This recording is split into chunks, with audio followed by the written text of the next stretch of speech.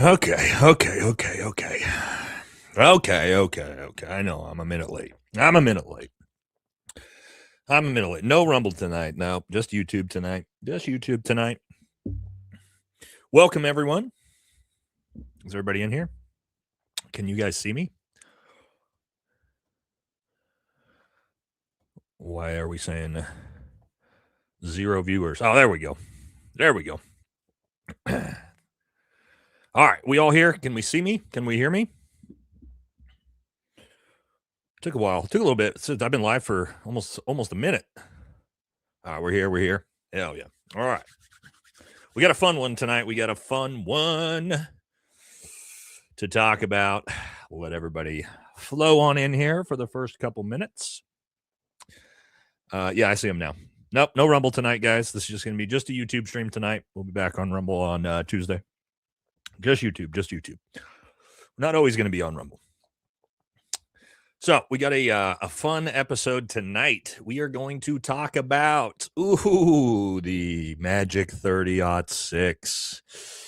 A lot of interesting stuff that's come out about the Magic 30-06 this week. A lot of it credited to Baron, who put out some incredibly important information regarding the 30-06 that we are going to cover today.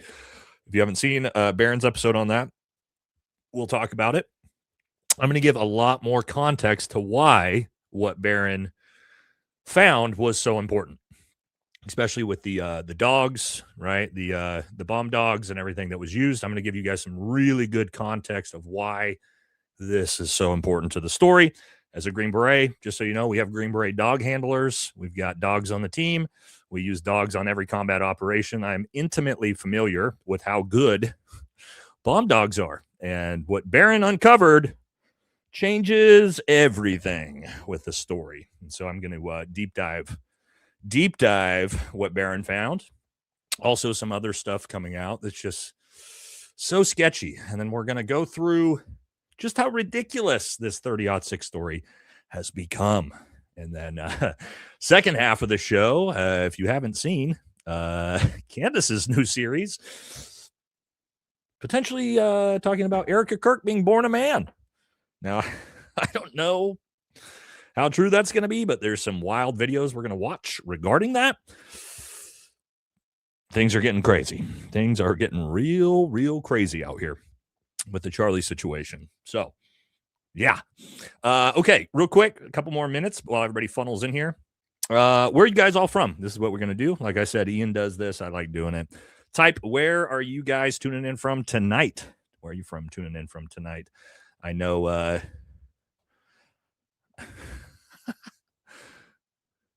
oh my God, some of these comments. Oregon, who was that? Who was that in Oregon? Florida, Fayetteville. Ooh, yeah. I can tell by that profile picture from you that you're from Fayetteville, brother. Hell yeah. I lived in Fayetteville for a few years myself, obviously, when I was in the Q course. Ugh, fuck that. I don't wish that on anybody. Redmond, Oregon, hell yeah, man. We got some Green Beret buddies out in Redmond, actually. What else we got? Ohio, Orlando. Hell yeah. We got any crazy ones out here? No Iran tonight. Ooh, go Ducks. I like that, True Frog. Hell yeah. Okay. Portland. Who's from Portland? Thailand. Oh, that's a wild one. Portland, Oregon. Danny, you're up in Portland? Hell yeah, man. Hell yeah. Okay. Now, first thing I wanted to start with, just because this is like a really big story right now, and we did actually a big Stolen Valor episode on old Tony Gonzalez, Brandon Herrera's opponent today. If you haven't seen that episode, you should watch it afterwards. But there's a bigger Stolen Valor story on social media right now. Who knows about that story? It's the biggest Stolen Valor story. It's transcended the military space into the fitness arena. Anybody know what I'm talking about? Anybody know what Stolen Valor story I'm going to talk about? We're just going to, Malibu. We're going to talk about Malibu real quick up front. I'm probably going to do a video on it. Yeah, Malibu Fit. And again, this is just completely aside. We're just going to talk about it while people funnel in before we kick off our 30-06 episode. But I wanted to talk about this as someone who has obviously been very, very deep in the space of exposing stolen valor. Me and Brent Tucker both, right? Malibu. Let's talk about Malibu Fitness. I'm sure a lot of you guys know who he is. He was caught and exposed for stolen valor pretty viciously. He had basically lied about taking an IED blast to the face. Now, the context of this is Malibu Fitness here. The context of this, he's a huge, huge fitness creator. Anyway, for the people who do know, again, we're doing a quick like 2-minute segment here before we jump in. He has been telling people for a decade that the reason why his face is so fucked up is that he took an IED blast to the face.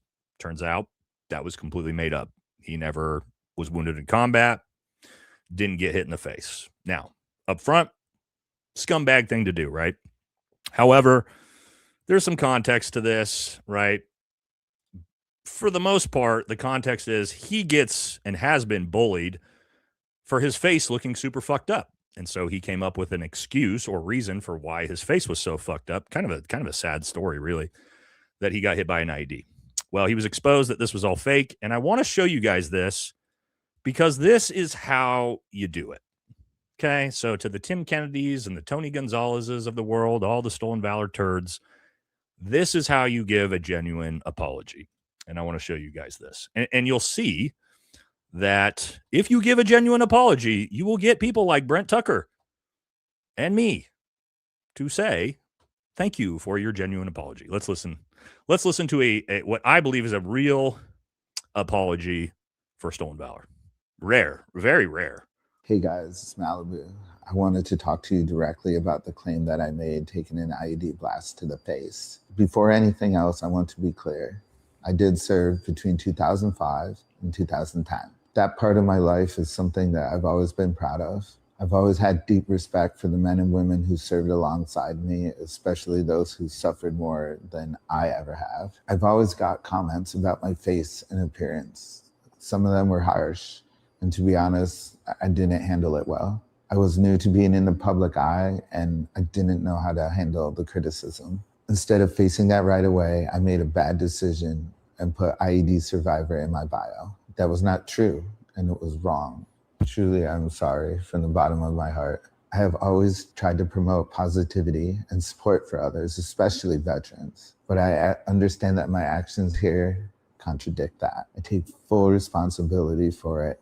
I know words alone will not fix this. Trust is earned, it's not owed. All I can do is be honest with you guys going forward and let my actions speak for myself over time. Okay, so you can already see this, right? Look at the comments. The comments, bad plastic shirt. This is this dude's face. This is the way he looks. It's the way he looked back when he served 15 years ago, right? And so guys like this who leave these comments on his page, and probably did when he started, look at your fucked up face, look at your bad plastic surgery.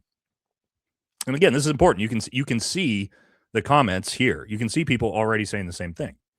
Now, that doesn't excuse what he did, but when and I want to say this, for stolen valor, when he was exposed, that was his response. He came out. He didn't say like Tim Kennedy, I inadvertently, accidentally may have misrepresented portions of my service. No, he came out.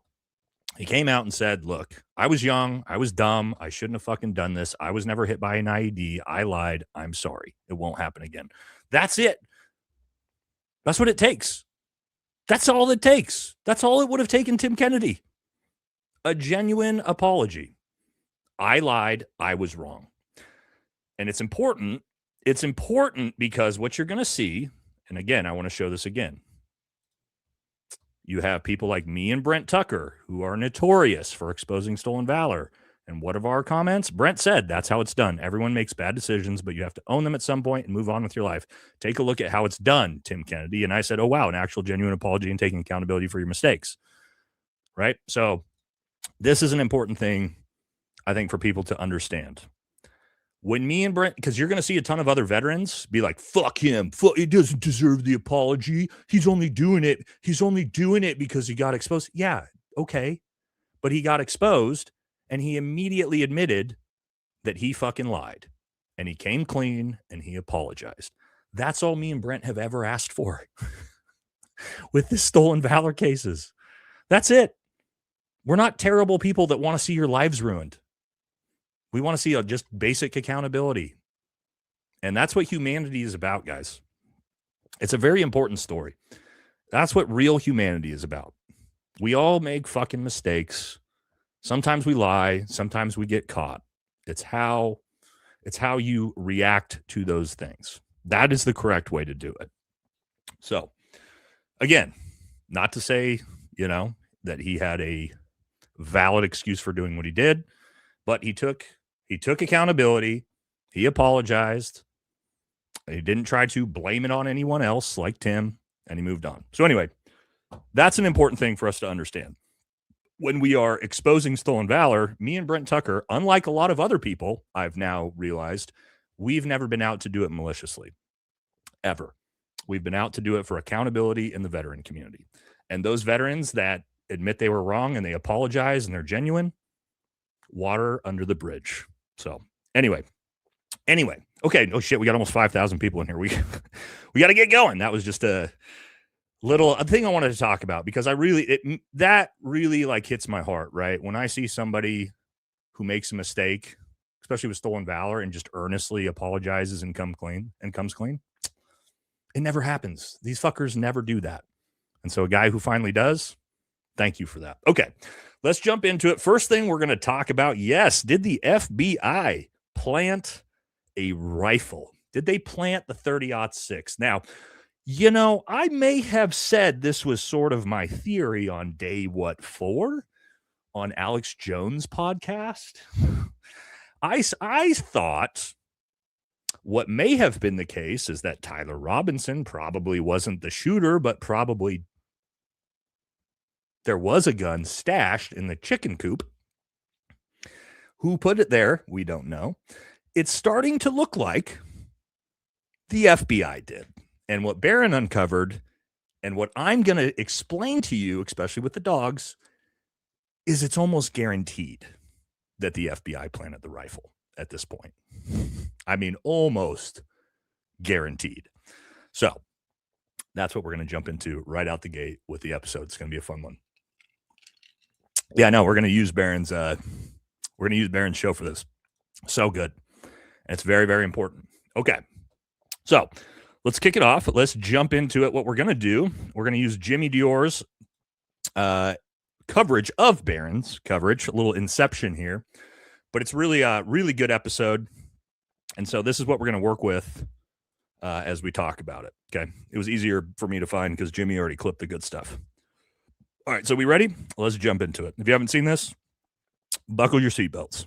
Remember, they had the dogs sweeping that area right there by the chicken coop.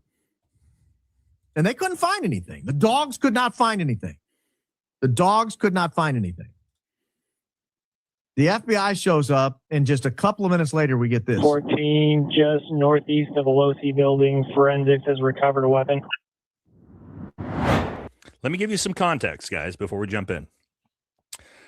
And I know this is true because I had a source in the Utah County Sheriff's Department that was updating me real time on day 1. On day 1, I was getting updates from someone in the Utah Sheriff's Department involved. What happened was the Utah County Sheriff's Department and I believe the UVU Police Department did an initial sweep and search looking for the suspect and then also looking, for anything that they could possibly find in the area. They did not find anything with bomb dogs. And I'm going to explain how the dogs work so you guys can really understand how important this is once we get into it. They couldn't find anything. Then the FBI shows up almost a day later. Later that evening, when they finally show up, and I'm going to show you why the FBI was a day late as well. Spoiler, it's because of Kash Patel. So there's that. So the Sheriff's Department, the bomb dogs, everybody that was looking for everything, couldn't find anything. The FBI shows up way later in the evening, and immediately finds the 30-06 in the same place the bomb dogs and the sheriff's department couldn't find anything. That seems just, I mean, very, very convenient, right? Right? Isn't that convenient? You know, sheriff's department and bomb dogs. And again, the dog portion is going to get very, very important. Okay, as we get into this. But that's the background context to what Barron's talking about here. Okay, let's keep going. Guess what? So there's more stuff that, of course, they've been covering up at the FBI about the Charlie Kirk investigation. So you know that they didn't find the gun. They couldn't find the gun. Yep. They brought out dog sniffing dogs that can smell guns, right? So okay, let's explain this first.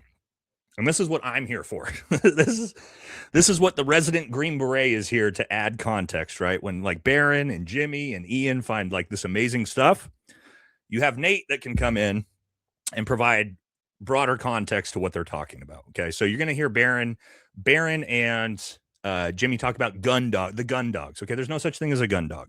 There's two different types of dogs. You have drug sniffing dogs and you have bomb sniffing dogs. And when I say bomb, they can smell explosive powder. The reason why you have to train them separately is because that dog is specifically trained to smell one specific thing. So if you have a drug dog, then he can specifically smell cocaine or marijuana or whatever you're looking for. The bomb dogs, which are like the ones you're going to see at the airport. So when that dog comes up sniffing your luggage, he's not sniffing for weed. He's sniffing for explosive powders. That's the type of dogs that we use in combat as Green Berets, is bomb sniffing dogs. The real reason why we use them is because they can smell IEDs in the ground, right? So the dog is going to smell that IED, and then he's not going to let me walk over it and get my legs blown off. And also, that dog's going to be able to smell caches of explosives. And I'm going to tell you some personal stories about me personally, my own ODA, and our use with bomb dogs and the crazy shit that these dogs can smell. I mean, they can fucking smell, nitrates or explosive from a mile away. Like, it's insane how good they are. Okay, so understand, it's not a gun sniffing dog. What it is sniffing for is explosive debris, explosive powder, nitrates, gunpowder, things like that. Why is that super important to the story? Well, if Tyler Robinson took the shot with a 30-06 from the Losi Center and went and dumped that 30-06 in a chicken coop, 100 meters away from the shooting location, guess what? Every goddamn bomb dog would be able to smell from a mile away. They'd be able to smell the explosive powder on that 30-06 because it just fired a round. Now, this is important. This is where we're bringing all the context together. They used the dogs initially to try to find anything, and the dogs couldn't find the 30-06. Now, chat, why might the dogs, the bomb sniffing dogs, why might they have not been able to smell or find the 30-06? Do we have anybody who's really cued in? Why couldn't any of those bomb dogs find the 30-06? They should have been able to super easily. No, it was there. There we go. Who said that? No, the gun was there. It wasn't fired. Yes. That's why none of the fucking sheriff's department bomb dogs found the 30-06, because it wasn't fired. So there's no recent residue and smell for the dogs to find. So that becomes extremely important to the fact that the bomb dogs can't find it, but the FBI somehow finds it. Right? So, again, we know there was no gunshot fired out of that weapon that was in the chicken coop, or those fucking bomb dogs would have found it within 20 seconds from a half mile away. Some sloppy FBI work. Okay. Again, we're adding context to what the other creators have dug up amazing stuff for. So again, let's jump back into it. Keep moving. now dogs, they can smell a gun. If it's there, they will smell it. If it's been fired. So I love Jimmy, love Barron, love Ian, everybody. But again, that's why I'm here to bring a little bit more context to how this stuff actually works. Let's see if we can skip forward to the actual phone call. You here. remember they Here had we to find within minutes. Now keep Brought in the gun sniffing dogs, couldn't find it. Yep. Now the FBI shows up, and guess what? What do they find within minutes? Now, keep in mind, at the time before this broadcast, they had bomb dogs, they had gun dogs out looking. Nobody could find anything. That you remember they had the dogs sweeping that area right there by the chicken coop. And they couldn't find anything. The dogs could not find anything. Correct. The dogs could not find anything. The FBI shows up, and just a couple of minutes later, we get this. 14, Like 3 just minutes later. northeast of the Losi building. Forensics has recovered a weapon. 7J16, Joe, traffic for me. 7J14, the forensics team has located a weapon just across the street from lot Mike 20 near the Losi building. Isn't that miraculous? It It's is miraculous. It is miraculous. It's the fact the feds have a reputation. One thing they're known for, it's making miracles happen. Yep. You know, like they're like Make-A-Wish, really. It's if you're wishing for a false flag attack, the FBI are there for you. If you're looking for a false flag attacks and matching identical neo-Nazis all filing into one bus at the end of a march, that's what they're there for.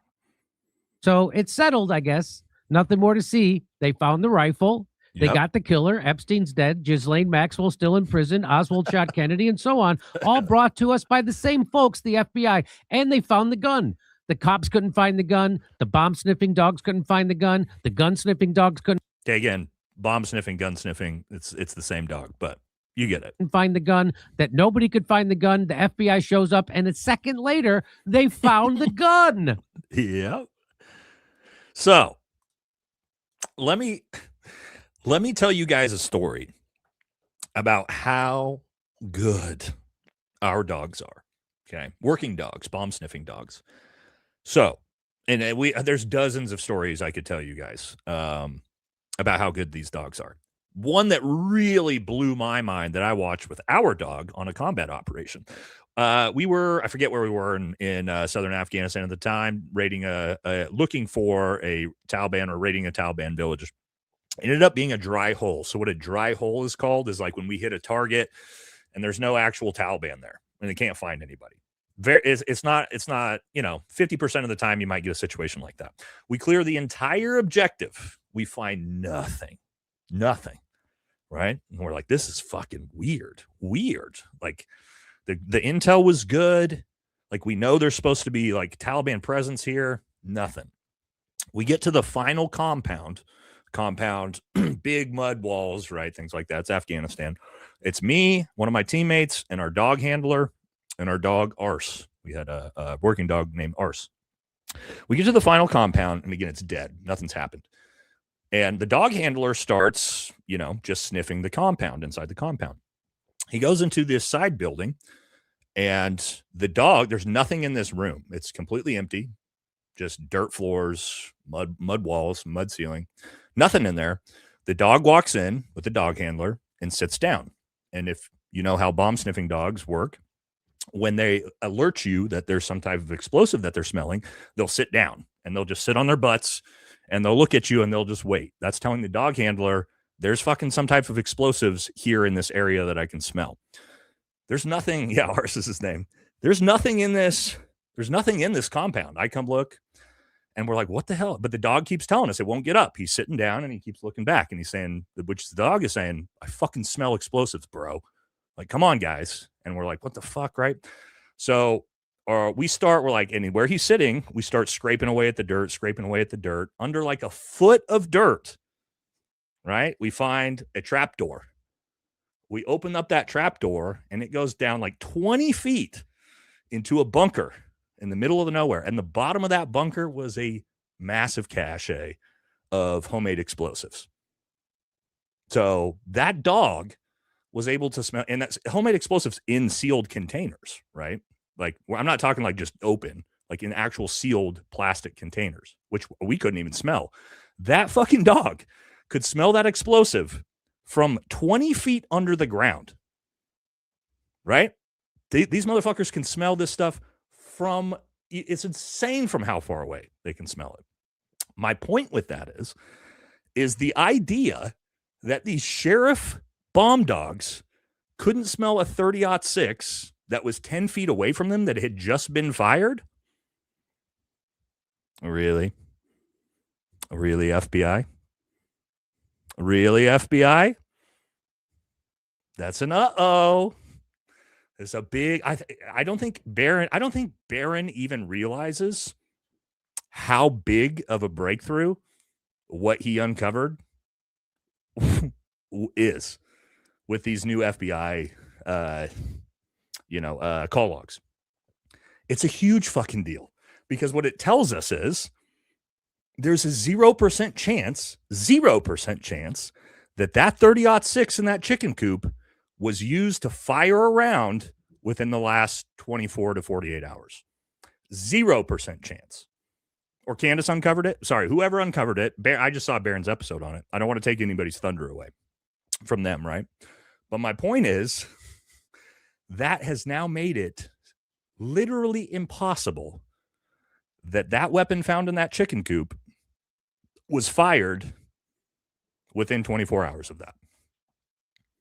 It's not possible because those bomb dogs are so good. It is literally impossible they wouldn't have been able to smell that weapon. But then the FBI, as we learn, shows up to the scene and voila, they walk straight to the chicken coop and go, oh, here's a 30-06. And this is why it's important, right? Is because from the very beginning, everybody, including myself, has said the 30-06 doesn't make sense. The 30-06 has never made sense. Well, now, of course it doesn't fucking make sense because it wasn't used for the fucking shot, or the dogs would have found it. I mean, there's no, again, and I'm sure anybody in the military who's been around bomb dogs, it's so wild. I love that this got uncovered because, again, it just destroys the idea that the gun found in the chicken coop was used to carry out that assassination. It's impossible. It's literally impossible. Or those bomb dogs would have found it like that. So easily. Now, when we add in this story that has now been a big whistleblower story a day ago, we are now learning about the fact that the FBI didn't even fucking show up on time. And I know, and actually, it's so funny because I remember back to when I was talking to my source, who was one of the sheriffs that was there, asking him about what was going on. The FBI wasn't there. He said, we're working on our own. We don't know. And I remember I kept asking him, I'm like, dude, Kash Patel just said they found the shooter. And he was like, we have no idea why the fuck Kash Patel is saying that because the FBI is not even here. And so I didn't put two and two together at the time when he was telling about how the FBI wasn't even there for the investigation the first day. We just all assumed the FBI was on the ground. Kash Patel was on the case. No, the FBI didn't show up for almost a day. And we're finding this out through a whistleblower. The reason why, yes, Kash Patel's use of FBI jets delayed the investigation into Charlie Kirk, whistleblower says. It says here, the FBI's response to Charlie Kirk's assassination was delayed by at least a day after FBI pilots had to take a mandatory rest following a personal flight for Kash Patel. According to Dick Durbin, the ranking Democrat on the Senate Judiciary Committee, per a whistleblower who spoke to Durbin in the immediate aftermath of the killing, an FBI team was asked to fly to Utah to help investigate the process and process the scene. While planes were available, pilots could not fly due to FAA mandated rest rules, delaying the team's deployment.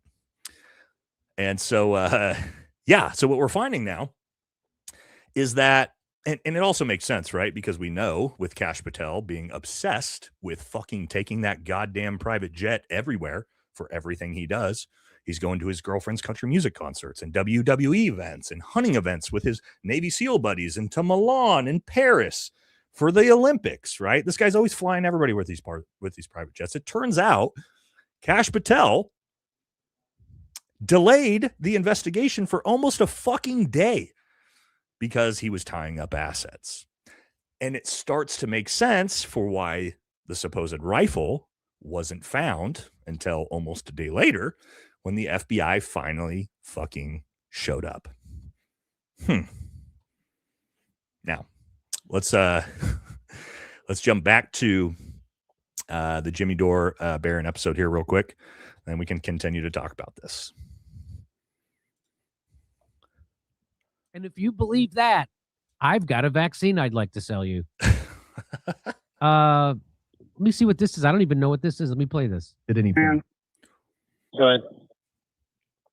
I've got an individual over Oh, okay. here. I know what this is. So, just in case you were still not sure, the FBI has fabricated this assassination. They were most likely involved in it. Yep. And they're certainly covering it up. 100%. So, I don't know exactly who did it. It looks like military was involved. That's where the Camp Chuka comes in, which is why Erika Kirk has That's a no-go. He's way off on this one, but it's okay. lied about being there, and she can't account for her whereabouts on the 2 days in front of Charlie Kirk's death. She can't tell us where she was. She lied about it. And so I don't know, but I know they're in on the cover-up. I know for a fact that the guys at TPUSA, the Neffs, the Andrew Culverts, the Boyers, the Frank Tureks, they're all in on the cover-up. They're all lying. The Mikey McCoys, they're all lying to cover up something, and they're covering up who really killed Charlie Kirk. This is kind of interesting because we do know TPUSA has been lying about all of this from the very beginning, whether it be the miraculous steel neck by Charlie Kirk to Mikey McCoy, the hero of the day, as he fucking walks off into the abyss completely unfazed. Like, we've known they've lied about a shit ton of stuff. We know that the FBI spent 24 hours on the ground, and we know that through CIA sourcing, by the way. The FBI spent maybe 24 hours on the ground and completed the investigation within under 48 hours. They were done. There has been no further investigation beyond that. They put through the indictment documents on day 4, I believe, which were like, those indictment documents were garbage. They had things like the TMZ video included in them. So now we have to try to figure out, okay, the FBI finds this miraculous 30-06. Yeah, Buff Like Jesus said, speed run. Yeah, they speed ran the investigation. Now we have to figure out, how did the FBI find this 30-06 in the middle of the night, mind you, with no dogs, just flashlights, in a random chicken coop across the street that the bomb dogs couldn't find that same day? How is that possible? Blind luck? Did they just get super lucky? Were those bomb dogs just really shitty at their job? Or did the 30-06 never fucking make sense to begin with? I mean, what was it? I believe on day two, I put out the video called "The FBI is Lying." Day 2, I put out the video. The FBI is lying, and the reason why I said the FBI is lying is because of as soon as they showed us the 30-06 as the murder weapon, I'm the one who put that video out. I did. That exploded the entire story. That's why I went on Alex Jones and like all these other things. Not to brag, I'm just saying. When I heard that, I went, that fucking is not possibly true. Now we tie this all back later and we go, where'd the 30-06 come from? And then again, there was the fake picture leak, but also it's Grandpappy's 30-06. But also now we know through the hearing, there's 5 different people's DNA on this 30-06. This supposed 30-06 that still we've never seen, because the FBI now is saying that the original picture wasn't the real picture. It's a different 30-06. So, and remember the bullets, the casings that they never showed us? Well, we got the bullets with the fascist. At first they said they're engravings, and then they came out later and said, oh, just kidding, it's Sharpie. But they never actually showed us the rounds. They never actually showed us the rifle. Also, the ballistics never made sense. The wound never made sense. The anatomy to Charlie Kirk never made sense. There's 1,000 different things that I could tell you that you already know because we've done content that have never made that gun make sense. But now if we know that the FBI planted that motherfucker, well, now it gets a lot more interesting. But also, think about this. Let's say hypothetically, because we don't know for sure. I can't prove it. Although, if the Bob Dogs couldn't find the fucking gun, but the FBI could, it's about as close as proof as you can get. Why did the FBI choose to plant a 30-06? It blows my mind that they're that incompetent, that they fucking planted a murder weapon that doesn't even possibly match the actual assassination. That's how bad the FBI is. That even in a cover-up, they plant a fucking rifle that won't even work with the shooting. That's how lazy they are. It's me trying to figure out, like, again,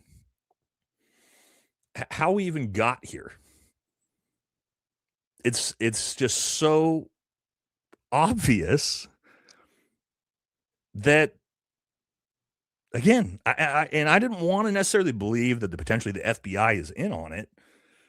But now that we know the story about the bomb dogs not being able to find the rifle, but the FBI finds it right afterwards.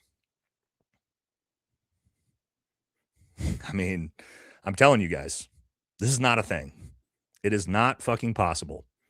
It is not, and I'm going to reiterate this as someone who spent a lot of time with working dogs. It is not possible that those working dogs could not find a 30-06, which shooting a fucking massive cartridge, and that explosive powder is going to be all the way through the gun. It's going to be all over the gun. It is not possible that those dogs couldn't have found that gun, but the FBI then finds it immediately afterwards. Yeah, and it's an old rifle. It's got no serial number because, again, it's a World War. Remember, it's a Grandpappy's old World War I rifle that we've never seen. Oh. Again, it's tying it all together. I love this story because it's tying everything that I have been invested in the Charlie Kirk story with the 30-06. It's tying it all together as bullshit. We already knew through all that. We're going to go through some more ballistic testing here. Through ballistic testing, through Charlie Kirk's anatomy, the gunshot wound itself, the fact there was no blood. There was no blood atomization in the wound, right? What that means is there was no pink misting, because if he would have got shot in a carotid artery, you would have seen blood atomization. You would have seen pink misting. That entire white background would have been covered in blood. You didn't see any of that. The wound didn't make sense. So now we know this miraculous 30-06 was most likely, almost guaranteed, to not be the murder weapon. Ooh, where do we go from here? Where do we go from here if we're almost getting close to being able to confirm that 30-06 was not used? And we've known the entire time there fucking wasn't a 30-06. Well, that opens up all the other theories, right? Exploding microphones. Charlie or Jesse, my buddy Jesse, he's convinced Charlie's still alive. Lot of different possibilities. A lot of different possibilities. I want to show you guys again some testing. We did our own 30-06 testing. I'm sure the vast majority of you guys have already seen my video on this, right? Where we use standard, I believe 170 grade rounds, which you can buy from. I got them right here. That you can buy from Bimart, right? Nothing special. And we all saw what my 30-06 testing did, which was, we'll play a little bit more, right? Let's go to, some vertebrae here. Clean through, damage straight through. Let's see. Here's some cow vertebrae. We're going to check that out next. All right. So here we go. Next test, cow neck vertebrae. Boom, explodes it, right? So, what else do we have? Cow femur, I believe. Yeah, here we go. We've got some cow femur. Give it a shot. Oh, look at that. Okay. Maybe I did miss. All right. 4 inches of beef in front of the cow femur. Let's see what happens. And then give him thick skin like Nate. All right, last test on the meat. Again, cow femur, bunch of beef, thick tape, and then we're going to move up to the steel. Here we go. Right? Well, we can't. Everything exploded. All right, let's check it out. It's just silly, dude. Keep in mind, what you're looking at there that's a cow femur, guys.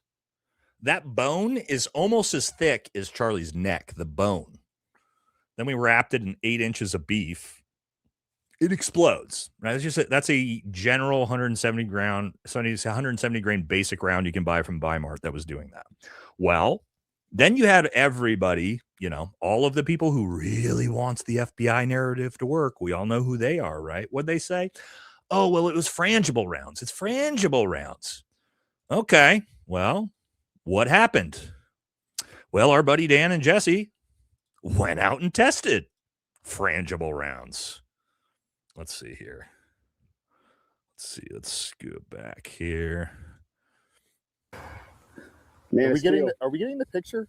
And this isn't some store bought. I went to a fucking welding shop. Oh no. This is the frangible round. I find it along the way. That didn't make any sense, dude. None. And it wouldn't have mattered anyway, even if you did, dude. Anyways, here's what I was trying to say. Oh, that didn't. War gun. Yeah. It's old war gun.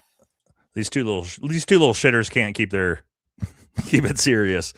Where is the frangible test? I believe it's right here. Oh, here we go. Frangible test. You would grab a 308 the next time and think it's the same round. Frangible round.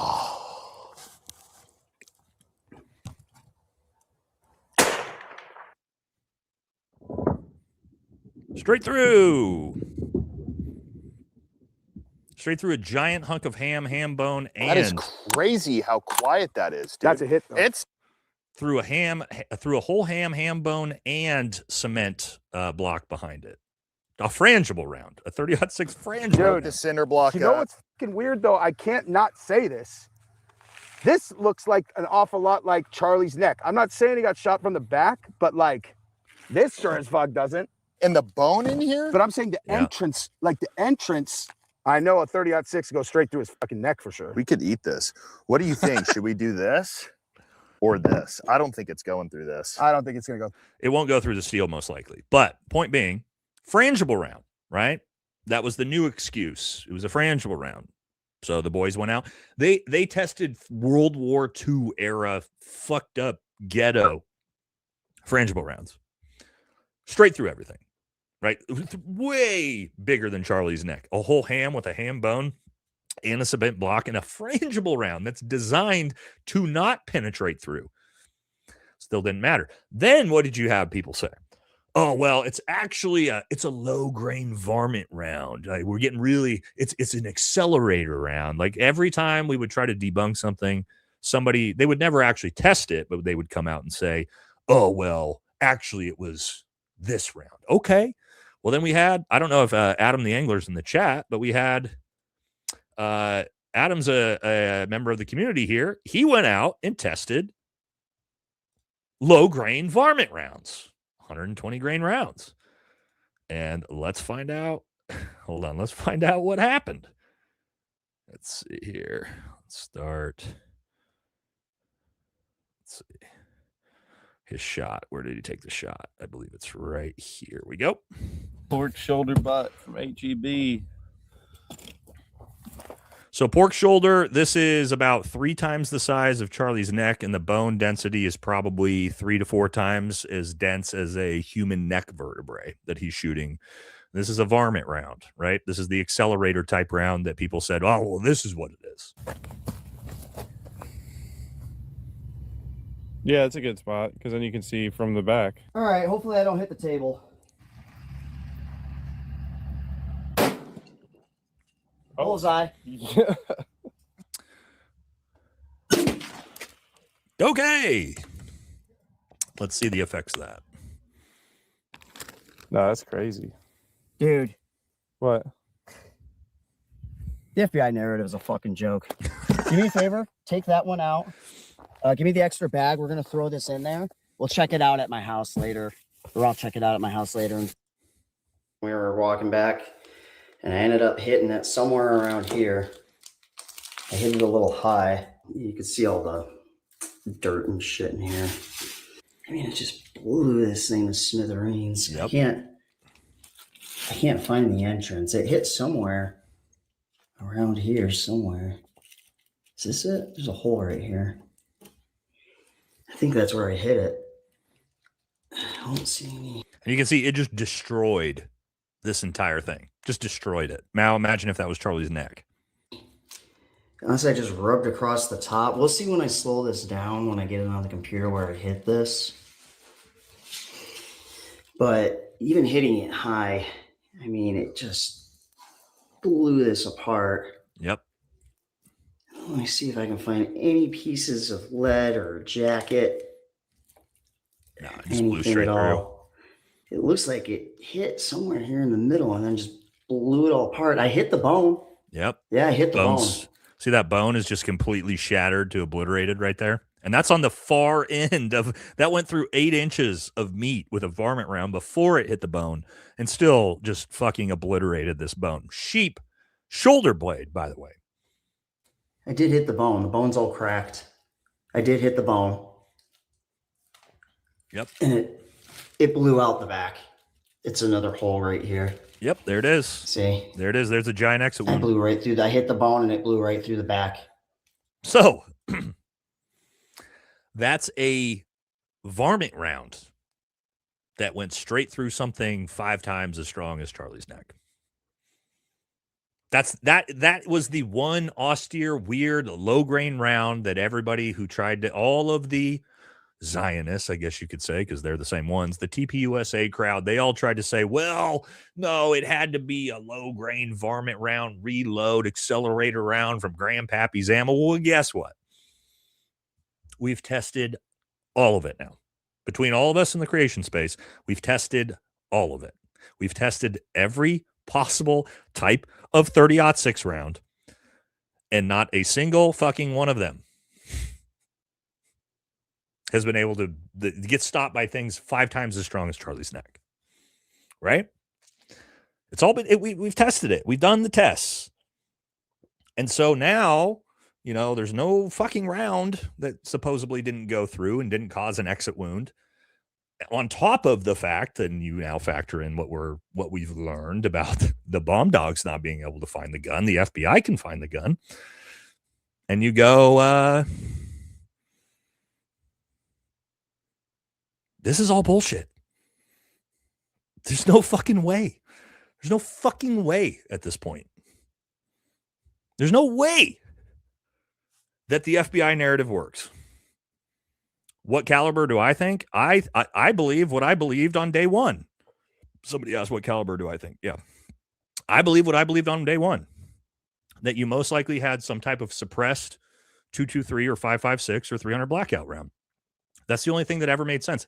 Still, it was rare, extremely unlikely that it didn't go through and through Charlie Kirk's neck, but at least became possible. So, and that's what I still think it is. And so that means there's a shot taken from somewhere by some type of different rifle that's obviously not a fucking 30-06.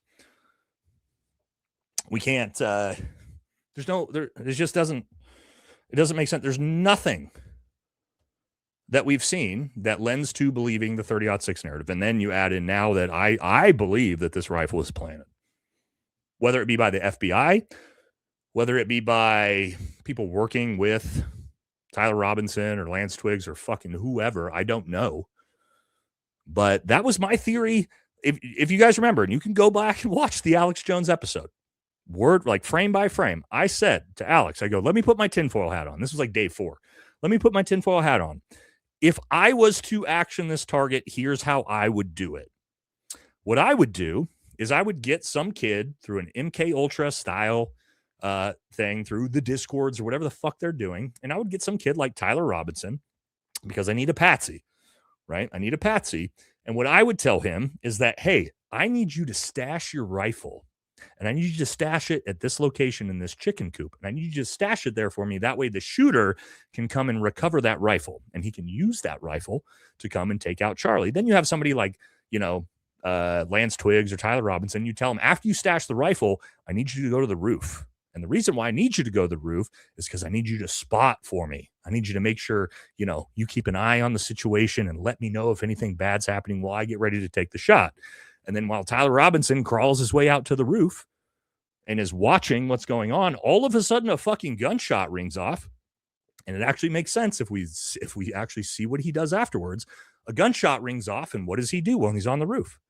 He fucking panics. He jumps up, and we've seen it from 2 different angles. He jumps up and he fucking takes off running with no gun in his hands. Why? Because he probably never fucking had a gun to begin with. He's a patsy on a roof. He takes off running. He jumps off the roof and he runs off and jumps in his car and drives home. And then who knows where the rifle is already planted? Well, the people involved, because we needed a fucking patsy. And guess what? Since Tyler planted the gun, his DNA's on it. Whoo. Perfect. That was my theory on day 4. Day 4. That's what I pitched to Alex Jones. I had no idea at that time, but I still don't know if that's true. But it's sure starting to look like that's more of a possibility than the actual FBI narrative. Right? I don't know. I don't know what you guys think. Let's get a poll though. Polls are always good. I'm going to ask you guys, do you think the FBI planted the rifle? With everything that we know now. And we're going to take a little bit of a break so we can read some super chats, because I can see you guys are slamming them in here. Oh my gosh, I didn't realize how many people we had in here. Okay. So let me know what you guys think. Do you guys think the FBI planted the rifle with everything we know now, with the bomb dogs not being able to find it, and obviously the fact that ballistics don't work, the anatomy doesn't work, the wound doesn't work? Let me know what you guys think. All right, so let's start hitting some of these. Bobby says, been saying this kid was a plant since day 1. Feels that way, Bobby. Brownsville, Texas. Wilhelm says, how will Repubs cope with our greatest ally killing a favorite TPUSA CEO? Cognitive dissonance. They'll never tell us the truth. I know that. The GI Bill will cover dog school, bomb, narc, bed bug, etc., and the cost of the dog. Interesting. What's going on in Las Vegas and Irvine, California? Illegal labs. I don't know anything about that, brother. Sorry. We're going to only do about 10 of these, and then we're going to jump right back into the episode. Dustin says, former Naval Surface Warfare officer here. Keep up the good work, brother. Things look wild if he ran mines the Strait of Hormuz. Yes. Or surface drones laden with the boom boom. Yeah, that's scary right now. We could potentially be invading Iran at any moment. Thank you, Juju. Appreciate you. Monthly says if people change bank run ISDA banks and go credit unions, it will collapse their system before we don't have a choice with the CBDCs. Please research. I can't even, there's too many acronyms on this one. Thank you, brother. I use a credit union myself. Thank you, Steve. Monthly says if people want change bank, we already got this one. Sally, Nate the Great, happy Friday. Thanks, Sally. Thanks for all you do. Good men. Speaking the truth gives me hope. Keep shining, brother. Thank you. Also, look, I didn't realize you got a camel in the picture. That's fun. All right, a couple more and we're jumping back into it. Love your content, big dog. The Erika Kirk stuff getting crazy out here. Some people are so cheap that money can buy them. Yep, Israel and many other organizations have peed her out. I don't know. Jesus, Buff, thank you. That's super generous of you. Appreciate it, brother. Oh, guys, also, shit, I meant to get this done before the live stream today, and I fucked it up. So I learned for the first time, after being on YouTube for 2.5 years and all these live streams, that I can change the badges and I can give you guys 28 different emojis to use in the chat. And I've got so many good emojis, guys. You guys want to see some of the emojis I've been working on? I meant to get them all uploaded and then I forgot to finish it. I didn't even know I could do this. If you're a member, you can use all these like crazy cool emojis. You guys want to see some of the emojis I'm working on? Okay. Okay, this is some of my Dropbox. There's nothing bad in here, is there? No. Okay. Okay, so here's some of my emojis that I'm working on. All right, let's just go through some of these. We've got the Ben Shapiro one here. We got the Bongino one. These are going to be emojis you guys can spam in the chat. I was supposed to have it done by tonight's live stream. I screwed that up. We got the Cash Patel Viking we're going to be working on. Getting up. We got the You Fell For It Again award we got coming. We got the Cocaine Cash coming. God, this is going to be so good. Guys, sorry I didn't get this done tonight. Where's some other ones? Oh, we got the Dancing Ted. The Dancing Ted. There's going to be so many good ones, guys. Anyway. Oh, the APAC Shakur. Anyway. It just hit me, guys. I'm working on all the emojis. I didn't know I could. Why didn't anybody? Jasmine, why didn't you guys tell me that we could have 28 emojis you guys could use in the chat? Huh? Why didn't anybody tell me this? I just randomly came across it on my channel as I was going into the settings. So yeah, we're gonna have a bunch of fun emojis you guys can spam by the next one. Okay, anyway, let's get back to it. A little bit of a aside there. Okay, so oh yeah, you get more with subs and things like badges and stuff too. Yeah, we're gonna work on all that. Jasmine says he didn't even look at it. It's okay. I found it. Okay. Oh, you need one for Tim Pool? Don't worry, I've got one. I've got them all, dude. I've got them all. I've been prepping a bunch of them. Okay. Anyway, that makes me laugh. Okay, let's move on with the episode. Okay, we're about an hour in. That's going to be the end of the 30-06 story or debacle, because again, at this point, we know it's a fucking joke. That's just not possible. Not possible. Also, thank you to Baron and Jimmy or whoever found that all those calls first, the call logs first. Well done. Okay, now we're going to get into the second half of the episode, which is going to be the bizarre stuff that's happening with EK, Erika, Kirk.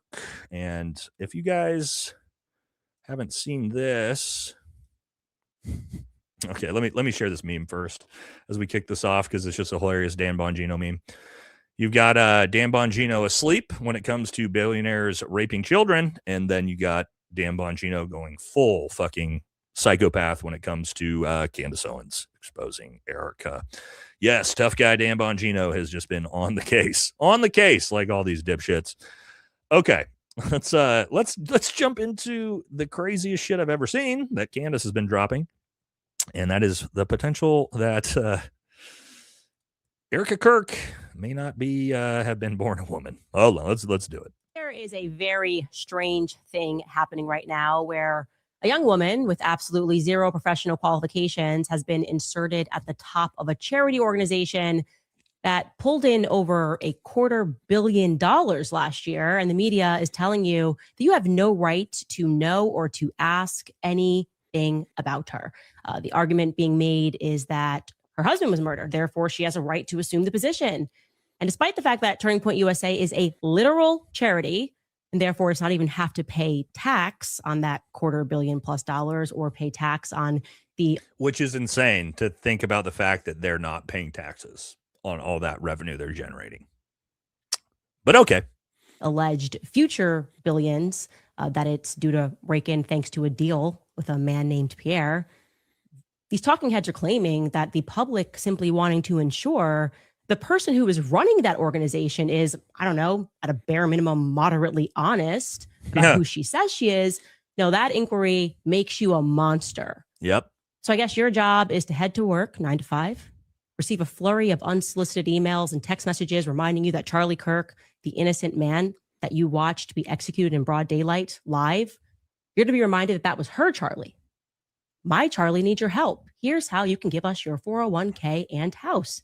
Isn't that fucking gross that they're doing that? Have you guys seen the TPUSA emails just begging people for money? It's wild. Emails have been landing into your inbox at an alarming rate, saying things like that. There's virtually nothing that the feds are telling us about his murder that makes any objective sense. Especially now that we know what we know about the 30-06. But if you're feeling weird about any of that, you're reminded constantly that she is a grieving widow. Yep. She's a grieving widow. That sentence, in my opinion, is this year's Trust the Science. Hold on. I got to show you guys this meme. I love this, what Candace is talking about. The grieving widow. Have you guys seen what they're calling her now? Have you guys seen what MAGA is calling Erika Kirk? You can't make this up. Please tell me somebody knows what MAGA is calling Erika now. It might, maybe nobody has seen this, but I have it, but I'm going to show it to you. Anybody know what MAGA is calling Erika Kirk? Nobody knows? Good. I like surprising you guys. Nah, nobody's got it. No. MAGA. What MAGA is, right? People that love her. They are calling her, and we'll get back to Candace here in a second. They are calling her the WOTUS. They are calling her the WOTUS at the State of the Union. The widow of the United States. Yes, the WOTUS. Not the POTUS, the WOTUS. Yeah. There it is. There it is, boys and girls. That's how absolutely fucking psychotic things have gotten, is she is the WOTUS now. She is the widow of the United States. Okay. Let's get back to what Candace was talking about here. She's a grieving widow. The mainstream media, of course, Zionists implied, are effectively telling you to roll up your sleeves and get the vaccine again, dopes. Yeah. Tyler Robinson did it. Erika Kirk is grieving. Please allow her to do so in the privacy of the billion-dollar charity that she took over. It does feel very COVID-esque, which is accept the fucking jab and shut your fucking mouths and don't talk back. It's the same exact thing with coordinated talking points by all the influencers that we've all seen.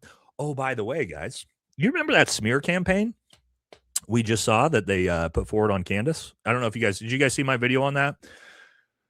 We already showed all the documentation. I put forward the emails. We know that this was a coordinated paid smear campaign on Candace Owens that just went forward.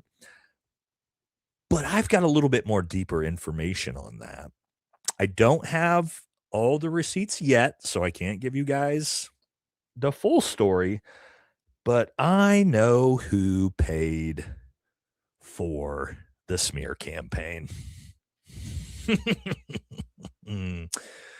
And it's a lot more than $7,000 a post that these people were given. Yes, I know who that is. And I'll let you guys guess. I can't give it out yet because you know how I work, guys, right? I work with receipts. I don't put out anything that I don't have full receipts for. I'm working on it, but I can promise you it's not going to be hard to guess who paid for it. Anyway, we'll get back to it. I'm working on it, guys. If I can't get the receipts by next Friday, I'll just let you guys know what I heard. But I'm pretty sure I'm going to be able to do a huge expose on this. And it might be one of the biggest shows on the internet. But I got to get the receipts first. Remember when they did the 6 feet social distancing thing? They cast that spell. Let your granddad die alone in the hospital if you desire to see your grandma. Hold on. I gotta fix this. I know this is really hard for a lot of people. I'm not Gary. We are not the same person. There was a lot of confusion with this, with stuff that happened in the past. No, we are two different people. We are both Green Berets, but we are not the same person. Okay. I know that's confusing for some people, but no, we're actually two different people. Okay. So anyway, just had to clear that up because that still seems to be confusion for some people that don't follow my channel. Okay. Back to it. Grandma this Thanksgiving. It's because you're a demon from the gates of hell. Yeah.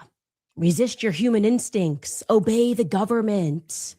It's the same kind of messaging, the same kind of emotional manipulation, but it's a new year. Still have questions or concerns about who Erika Kirk is and why she seems to have lied many times on record? Well, you're Satan, and I'm sorry that you are. And also, I would like to remind you that you are destroying Charlie's legacy. Yep. Now, it is very important that I remind you, we haven't even said anything yet. A 2-minute trailer resulted in one of the most aggressive preemptive PR strikes that I have ever seen. Wasn't that wild? And we showed it in that episode, guys. Wasn't it? Maybe I should pull that up for anybody who hasn't seen it. The episode I did. We can at least pull some of the more important clips out of this for what Candace is talking about. This was the most insane coordinated attack I've ever seen. Like so fast. All right, let me pull this up so we can just show you guys a little context here who haven't seen this. So yes, we know, right, that Candace announced she was going to be doing this, and then what happened? Oh yeah. The coordinated attacks. Graham Allen, Candace Owens is a demon. Cat Turd, Candace Owens is pure even. She's a demon. Politics, Candace is a demon. Natalie, Candace Owens is a demon. Jordan, I'm not sure if Candace is merely a demon, right? Like, they didn't even try to fucking hide it. It was so intellectually lazy. It was so late. Oh, and here's we showed the email too, obviously, guys. For those of you who haven't seen, these were the talking points. This is real. This is a real whistleblower email. Confirmed by all AI, Grok, ChatGPT, everybody. And this was the talking points. Use this verbatim. Candace Owens is evil. This is demonic. Candace is a demon. And as we saw, all these fuckers, they just parroted it. And these are all some of the biggest Twitter MAGA accounts. And they all did it together before she even put the fucking episode out. That's how crazy. And they actually said why. They said right here, let me pull it back up in the email. If you look at this, down here, it says this at the bottom, this coordinated push. This coordinated push has worked before. It can bury this trailer before episode 1 even drops. So yes, they thought that they could bury Candace's series before it dropped. Let's see how well that went, huh? Let's just check. How well did burying this series go for them? Oh, she does live streams. Hold on. Okay, so 2 days ago, 4.2 million views. That's more than TPUSA's halftime show got, by the way, just one episode. 2.3 million 1 day ago, and almost 1 million views since she streamed this third episode. I haven't watched the third one yet. 2 hours ago. So it turns out that the coordinated attack campaign didn't really work that well, but it is in fucking insane that it happened. Now, I want to show you guys this video. It's it's a reaction to Candace's video from Reese Waters. I actually think this guy's super funny. I really like his content. Do you guys know who Reese Waters is? You'll probably know who he is. But anyway, let's watch his reaction to Candace's video about Erika. Here's Erika. All right, let's watch this. It's super funny. Bombshell. Candace just uncovered Erika Kirk's secret early years, and it's wilder than anyone expected. Was Erika born a male? I'm not proud of this, but to all the kids out there, especially anybody 30 and under, that's how we used to look in the 90s. Okay, I do love this as an older millennial. What Reese is saying, this is actually how we all looked, boys and girls. Because early 90s, I was 6-7 years old. It is kind of how we all looked. In fairness, That's how we used to look in the 90s. I'll be honest with you. Yeah, we not proud of it. For people who weren't alive in the 1990s, the pixie cut in many forms was very popular for women and girls. Hold up. Wait a minute. Something ain't right. You gonna do a short haircut post from the 90s and don't put Halle Berry? all right. Let's let him cook and rant for a little bit, just because the start of this episode's super funny.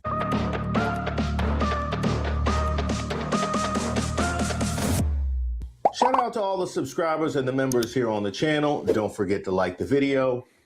My name is His Erika Kirk rant here is fucking, it's worth it, guys. Reese Waters, and I'm troubled.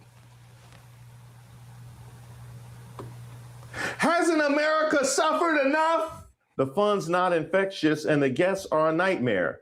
And 2 hours of Melania feels like pure, endless hell. Hey, you know what? I'm a man of the people anyway. No, go to Rotten Tomatoes. I'd rather rewatch January 6th.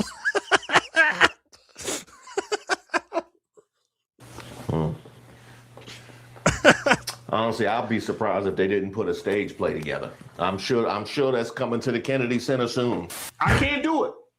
I have trouble sleeping to this day. To this day. To this day. Because of the smell of the unsold Melania Doc DVDs lying all across the destroyed East Wing of the White House. I can't do it. They want to do another right-wing MAGA movie, this time about Erika Kirk, as if the AI slop we saw at the State of the Union wasn't bad enough. So last year, Charlie was violently murdered by an assassin and martyred, really martyred for his beliefs. His wonderful wife, Erika, is with us tonight. Erika, please stand. She's already standing.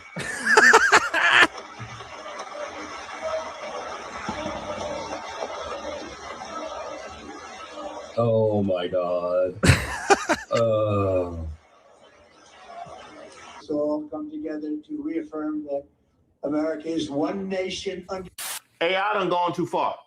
They have. But I tell you this, they at least would have the decency not to make what the Daily Wire just dropped. Jonathan Majors and Zachary Levi will star as twins in a new action film for the Daily Wire, described as anti-woke sinners. A white guy and a black guy. Take him to jail. We on behalf of the black community, we would like to retroactively change our uniform stance with regards to Jonathan Majors. Anti-woke sinners. I tell you this, if somebody scream ends when they presenting at an award show, you know what I mean? I'm gonna adopt the Black MAGA stance on the monkey memes. That's what I'm African-American rappers saying N-word this and N-word that, but a Caucasian can't. So say it. Huh? Give it a chance.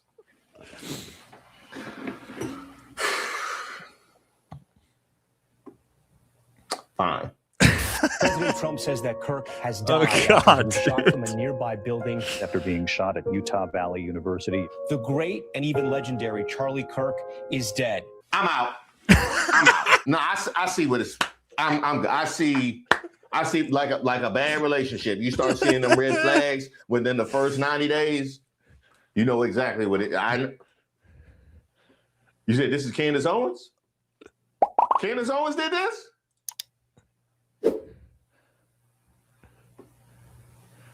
Okay, I want to see where this gonna go. The cries of this widow will echo It's so good. around the world like a battle cry. Come on now, dog. Come on, man. That young man, I forgive him. Take your time. Erika Kirk has been named the new CEO I told you this episode by Reese was good. of Turning Point USA. My husband's dead. Like, I'm not trying to be morbid, but he's dead. It's weird to say excited. Describes her husband's funeral as the event of the century. Merch, hats. Check it out.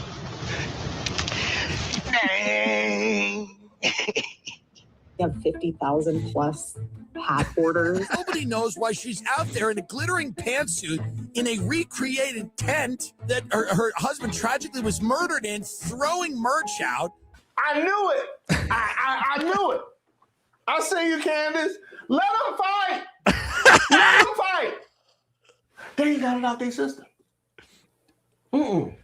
Everyone grieves differently, so if someone's acting weird, don't read into that. Zionists through their teeth. Oh man! Hey!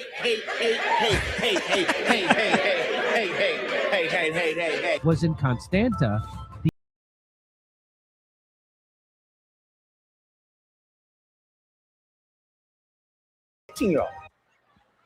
Nasty. $8.6 million to their own shell company. What is going on? We have nothing to hide.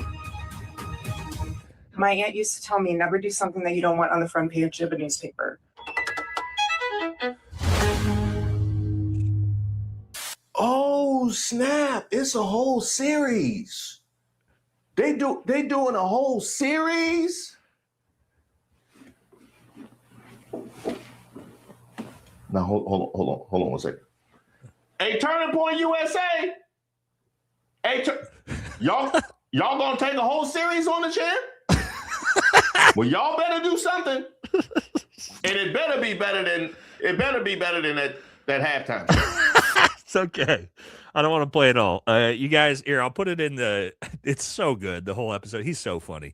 If you don't watch Reese, you guys need to watch him. He's one of my favorite creators. I'm gonna put his I'm gonna put that episode in the pinned comment. That was only like 7 minutes of 35 minutes. I don't want to play his whole thing. He's so good, dude. So funny. Okay. Let's put it up here in the pinned comment. You guys can go watch it later if you don't follow Reese already. But I mean, just so funny when he's like, nah, this ain't okay. This just ain't okay. And then he's like, wait, Candace made this? All right, I'm gonna watch it. It's like, yeah, that's how we all are, man. Okay, anyway, let's get it together. So I love where we stopped there, where he says, yo, TPUSA, you just gonna take this on the chin? You're not gonna respond? You're not gonna do anything? Well, let's see. Let's see what they did. Let's see if they had the balls to respond. Well, I went to their channel to figure out, hey, have you guys responded to this? Charlie Kirk's channel. Okay, we've got frozen yogurt owners assaulted, narco nightmare, the left's lust for violence, new update. I'm gonna Tyler Robinson case. Oh yeah, that's who I'm gonna trust. Andrew Colvett, whatever. I know, I never remember his name. Prager returns. Ooh, why is the left so racist? Oh, ooh. Yeah, no, they haven't fucking said a word with their massive Charlie Kirk YouTube channel that's averaging about 9,000 views a video. So yeah. Oh, wrong link. Hold on. Are you sure? Did I give you guys the wrong link?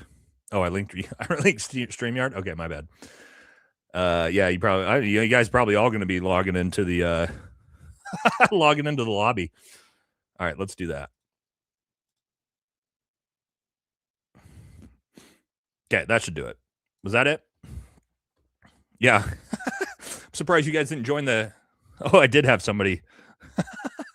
I did have somebody try to join. I could just kick you out of here though. Okay. Anyway, yeah. So that should be it, right? Are we good now? Are we good now, chat? Let me know. Is that Reese's actual video over there in the pinned comment now? Somebody give me an affirm that we're good now.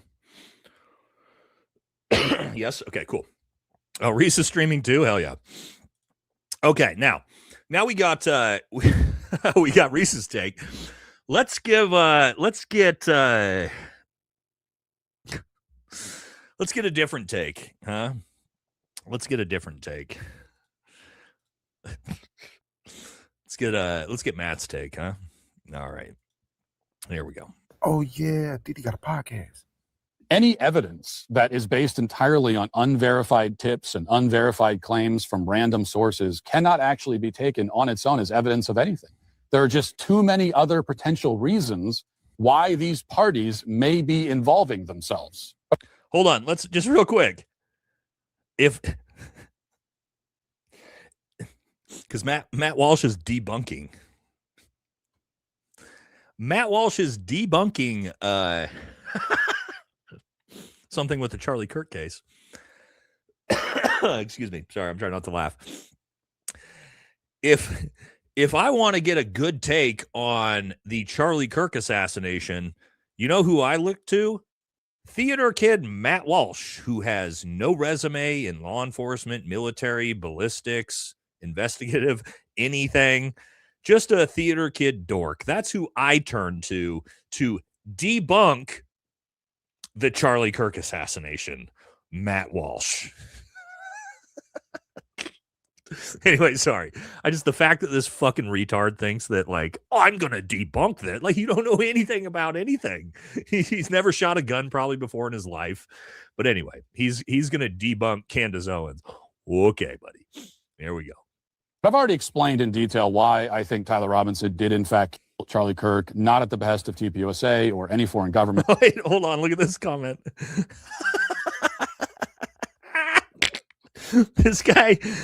This guy is saying Nate doesn't have any experience in military or law enforcement. Yeah, the Green Beret who literally trains sheriff departments has no fucking clue what's going on with military, law enforcement, or ballistics.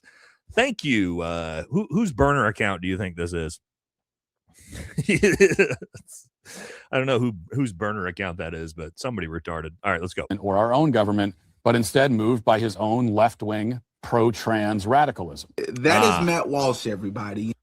And like the rest of us, Matt Walsh has watched the first 2 episodes of this I don't want to listen to this guy's take. I want Matt Walsh's take. About the idea that they also killed Charlie Kirk. And you can go back and watch that episode to hear that case laid out. I hope you do if you haven't seen it. So, I mean, there's so many things here. So let's just start with this point. So the narrative is that Tyler Robinson had a 30-06 rifle that he carried onto the roof of the building. When he got on the roof, he assembled the weapon in record timing, took a clean shot at Charlie, hit Charlie on the first shot, got off the roof, but not before disassembling the weapon in record time. We'll let Didi cook. Why not?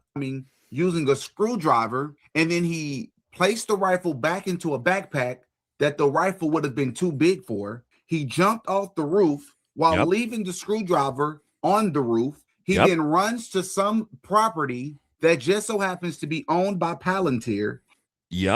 Where he reassembled the weapon without the screwdriver and perfectly left it there wrapped in a blanket for the FBI to find.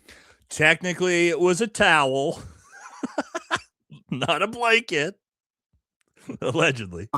But not before they would later find him conveniently 33 hours later. That's what you want us to believe. Tyler Robinson's parents have already come out and stated they don't believe that he did this, but of course his family's supposed to state that.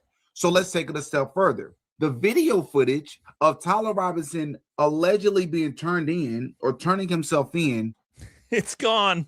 Whoopsies.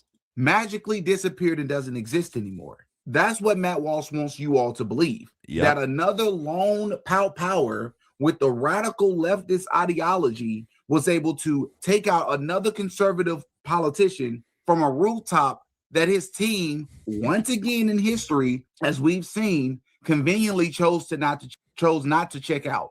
Just like Butler, Pennsylvania with Donald Trump. That's what Matt Walsh wants you to believe. If that's not an insult to your intelligence, I don't know what is. Yes, Matt Walsh, ballistics expert and military and law enforcement expert. Matt Walsh is here to educate all of us. Thank God. Today, I want to focus instead on the increasingly aggressive and single-minded attacks on Erika Kirk specifically. Oh, As you may have seen last night, Candace debuted a new series called The Bride of Charlie, which purports to tell. Do you guys notice? It's the same shit, all of them. It's the same fucking smear campaign.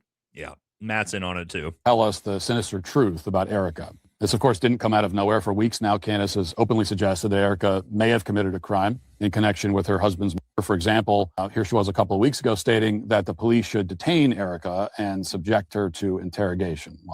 Now, let me talk about this before we look at this clip. Matt is saying it is absolutely ridiculous, the idea that Erika Kirk be investigated regarding the murder of her husband. Oh, how could they do this? This is so obnoxious. This is ridiculous. Well, hold on a fucking second.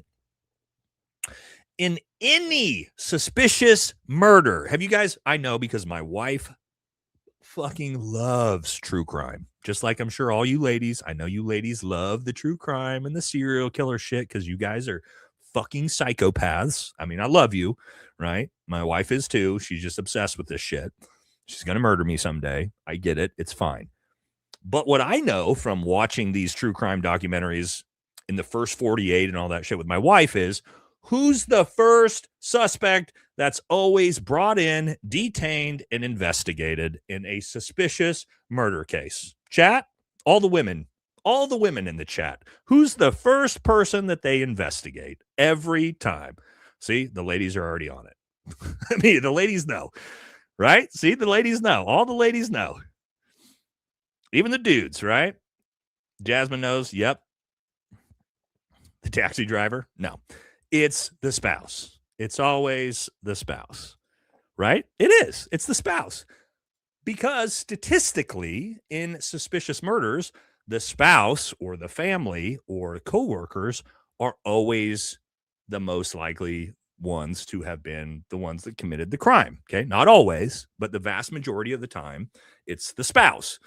So Matt Walsh's reasoning of this is so obnoxious, it's so ridiculous that Candace is calling for Erika Kirk to be investigated for the murder of his husband. Yeah, no shit. Why would Erika Kirk get some fucking pass that you or I would never get? If my wife died in a suspicious murder, guess who'd be the first goddamn person that'd be investigated? Me, just like everyone else. So why does Erika Kirk get some fucking pass? She's not been investigated by the FBI. She wasn't investigated by the Utah Sheriff's Department. She's never had a single fucking investigation done into her regarding this. Why? Every other spouse would have been. This should have been the first fucking thing the FBI did if they were doing real police work, right? Am I crazy? No. So the idea that TPUSA and Matt Walsh and fucking all these people want to beat up Candace for, like, oh, it's so horrible that Candace is saying that Erika Kirk needs to be investigated. Yeah, no shit. Of course she fucking does. Because that's standard operating procedure for every suspicious murder that's ever happened. But yet Erika Kirk, like the most suspicious fucking person ever, she gets a pass. I don't know, Matt. I don't know if that's going to get it done, but let's see what he has to say. Look, I have seen enough, ladies and gentlemen. I've seen enough. Erika Kirk should be dragged into a police precinct for questioning. Correct. Like I said, Correct. You can show me the person who disagrees with me on that after I will reveal to you what we can now confirm. You can show me that individual and I will show you a blown fraud.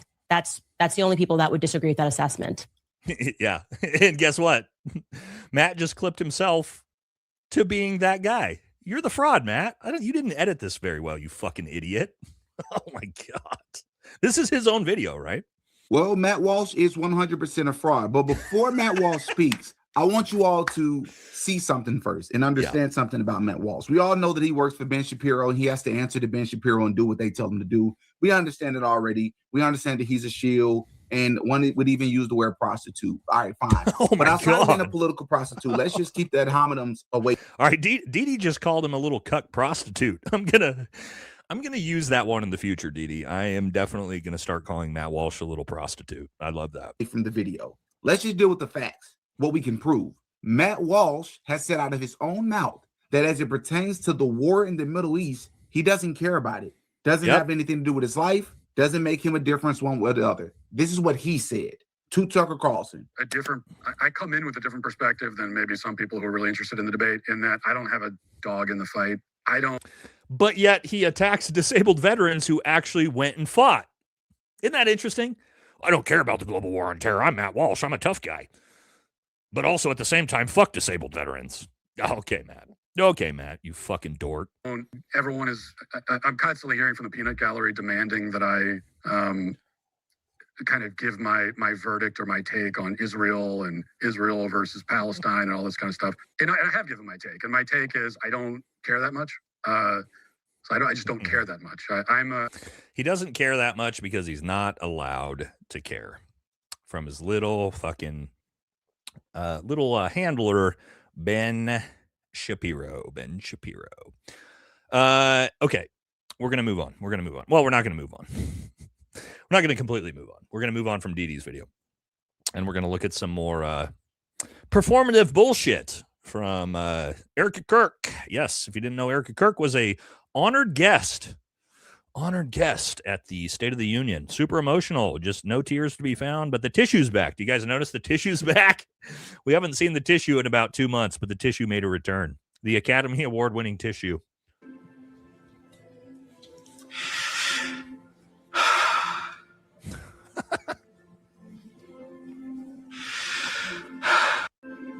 There it is.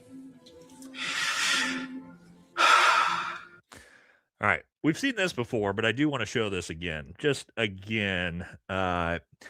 Because we saw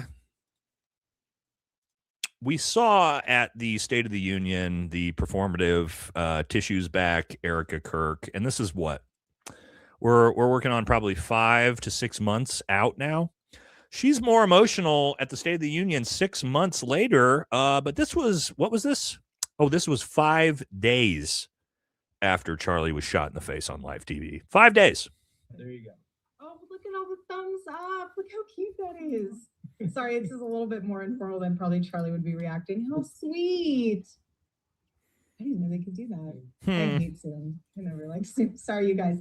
I just wanted to say first and foremost, my heart obviously is broken for you guys as much as it is for our family. You guys lost not only a boss, but someone that you looked up to, someone that you believed in his mission, that you also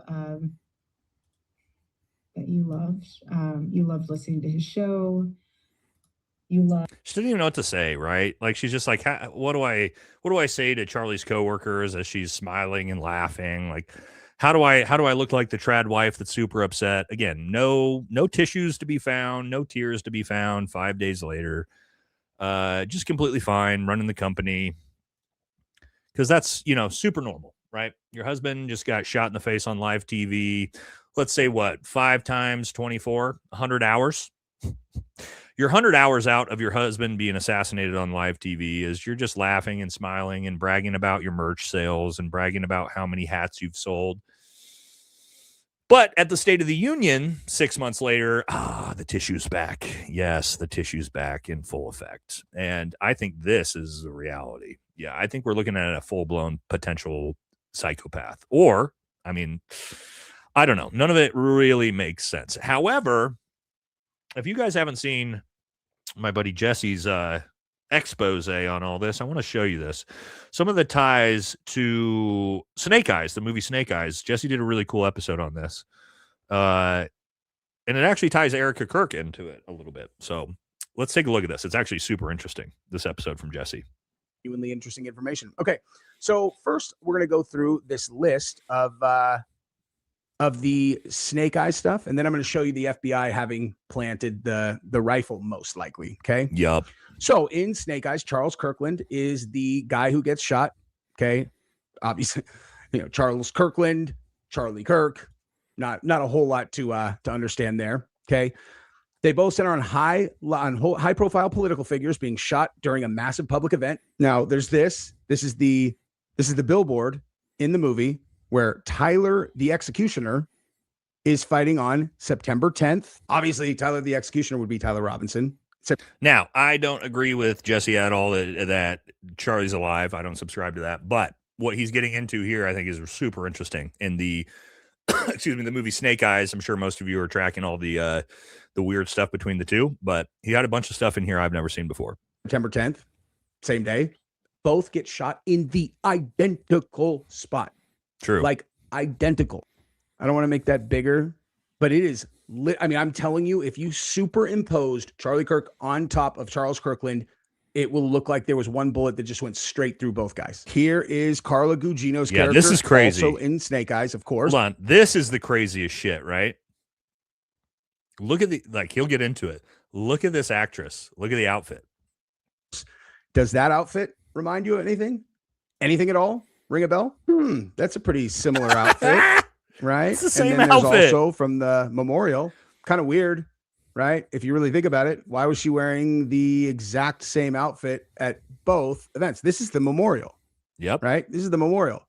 And this is the day after. This is like from September 11th, the day after. Just something to think about, right? Because we don't believe in, I mean, do you think it's a coincidence? Maybe. But let's continue. Another important point is that Tyler, the Executioner, is the boxer, and he gets knocked down on cue. Yep. And serves as a distraction for the real killers who then execute Charles Kirkland. And if you think about all these other similarities, that would certainly drive us in the direction of Tyler Robinson being a distraction from what's really going on. By the way, the tagline of the movie is "Believe everything except your eyes." All right, we got to speed up a little bit here. Okay, so there's also the Jezebel connection, where the Hurricane Jezebel is this overwhelming, huge part of this movie. The end of the movie was supposed to be Hurricane Jezebel washing away the entire stadium, and everyone's going to die. And when they showed it to test screenings, all right, we're going to stop there. That was what I really wanted to show. Just the exact same outfit being worn by the actress in the movie. That's, I believe, married to Charles Kirkland, that Erika Kirk wore immediately after and also during the memorial. So, also, let's look at some other takes here, because again, you know, I'm sure this was all organic. There was no paid smear campaign to call Candace Owens an evil demonic scum at all, right? Like, whoa, no, we haven't seen any of that yet. Well, oh, look who it is. Beanie Shapiro, 3 days ago, the exact same time, all of the other MAGA influencers made posts. Candace Owens is evil, demonic scum. Wow. Ben Shapiro, shocker. Let's see what his take is. I'm sure it's going to be good. Candace Owens has now released a trailer for her new series attacking Erika Kirk, the widow of Charlie Kirk. We'll prepare for President Trump's State of the Union address, and we're going to analyze the top global box office hit Wuthering Heights and explore what its perversity actually means for our civilization. But first, everyone knows what the legacy media is going to look like tonight. It'll be somewhat depressing, somewhat dramatic. Caitlin Collins will be a little outraged. Up here. Now, I need to take a breath here, because what I'm about to discuss is significantly more serious and truly troubling. Okay. Candace Owens, as you may have heard me refer at the top of the show, is an evil, twisted human being. Oh, where did we hear the exact same fucking thing from 48 different other MAGA influencers that were all given a script and all paid to make this exact same fucking content? Oh, whoa, crazy. Now, the reason I say that today is because Candace has spent the last several months attacking the widow of Charlie Kirk, Erika Kirk. It took her just a few days after Charlie's sick murder in order to start casting aspersions. That's not true. Actually, Candace, I don't think, said a fucking word about Erika for months, just like I didn't, just like most people did. I don't think Candace did a single accusation against Erika until about 4 months in. And you can go back and look at her stuff, and I'm not trying to defend Candace on this. I don't believe that Candace made a fucking negative comment once about Erika Kirk for nearly 4 months until after. So what Ben is saying there is just fucking obnoxiously Not true whatsoever. Candace started shitting on Erika around the time all of us did, when it got so obnoxiously bizarre that it was impossible to not notice. But of course, Ben Shapiro lying? Well, no way. At Turning Point USA, people who work there all the way up to the highest levels, up to and including Erika Kirk. She was doing that very, very quickly, and she's been doing it for months. Yeah, no, that's not true, Ben. You're literally fucking lying. Truly for months. Yesterday, she came out with something that she had announced she was doing, which is a series. This is a trailer for a series, a teaser trailer that is titled Bride of Charlie, which is supposedly now an expose on the evil, nefarious, predatory nature of Erika Kirk, the widow of Charlie Kirk, who again. So here's the thing. He keeps saying that. You see how they keep saying the widow of, the widow of, the widow of, because that is the emotional blackmail. That's the emotional blackmail. You're not allowed to talk about the poor, disheveled widow of Charlie Kirk. She's the CEO of a fucking $500 million company. Let me repeat. She is the CEO of a $500 million fucking company. She is not above reprieve or criticism because she is the CEO of a $500 million company. So yes, she is fair game to criticize, just like every other goddamn CEO of a $500 million companies.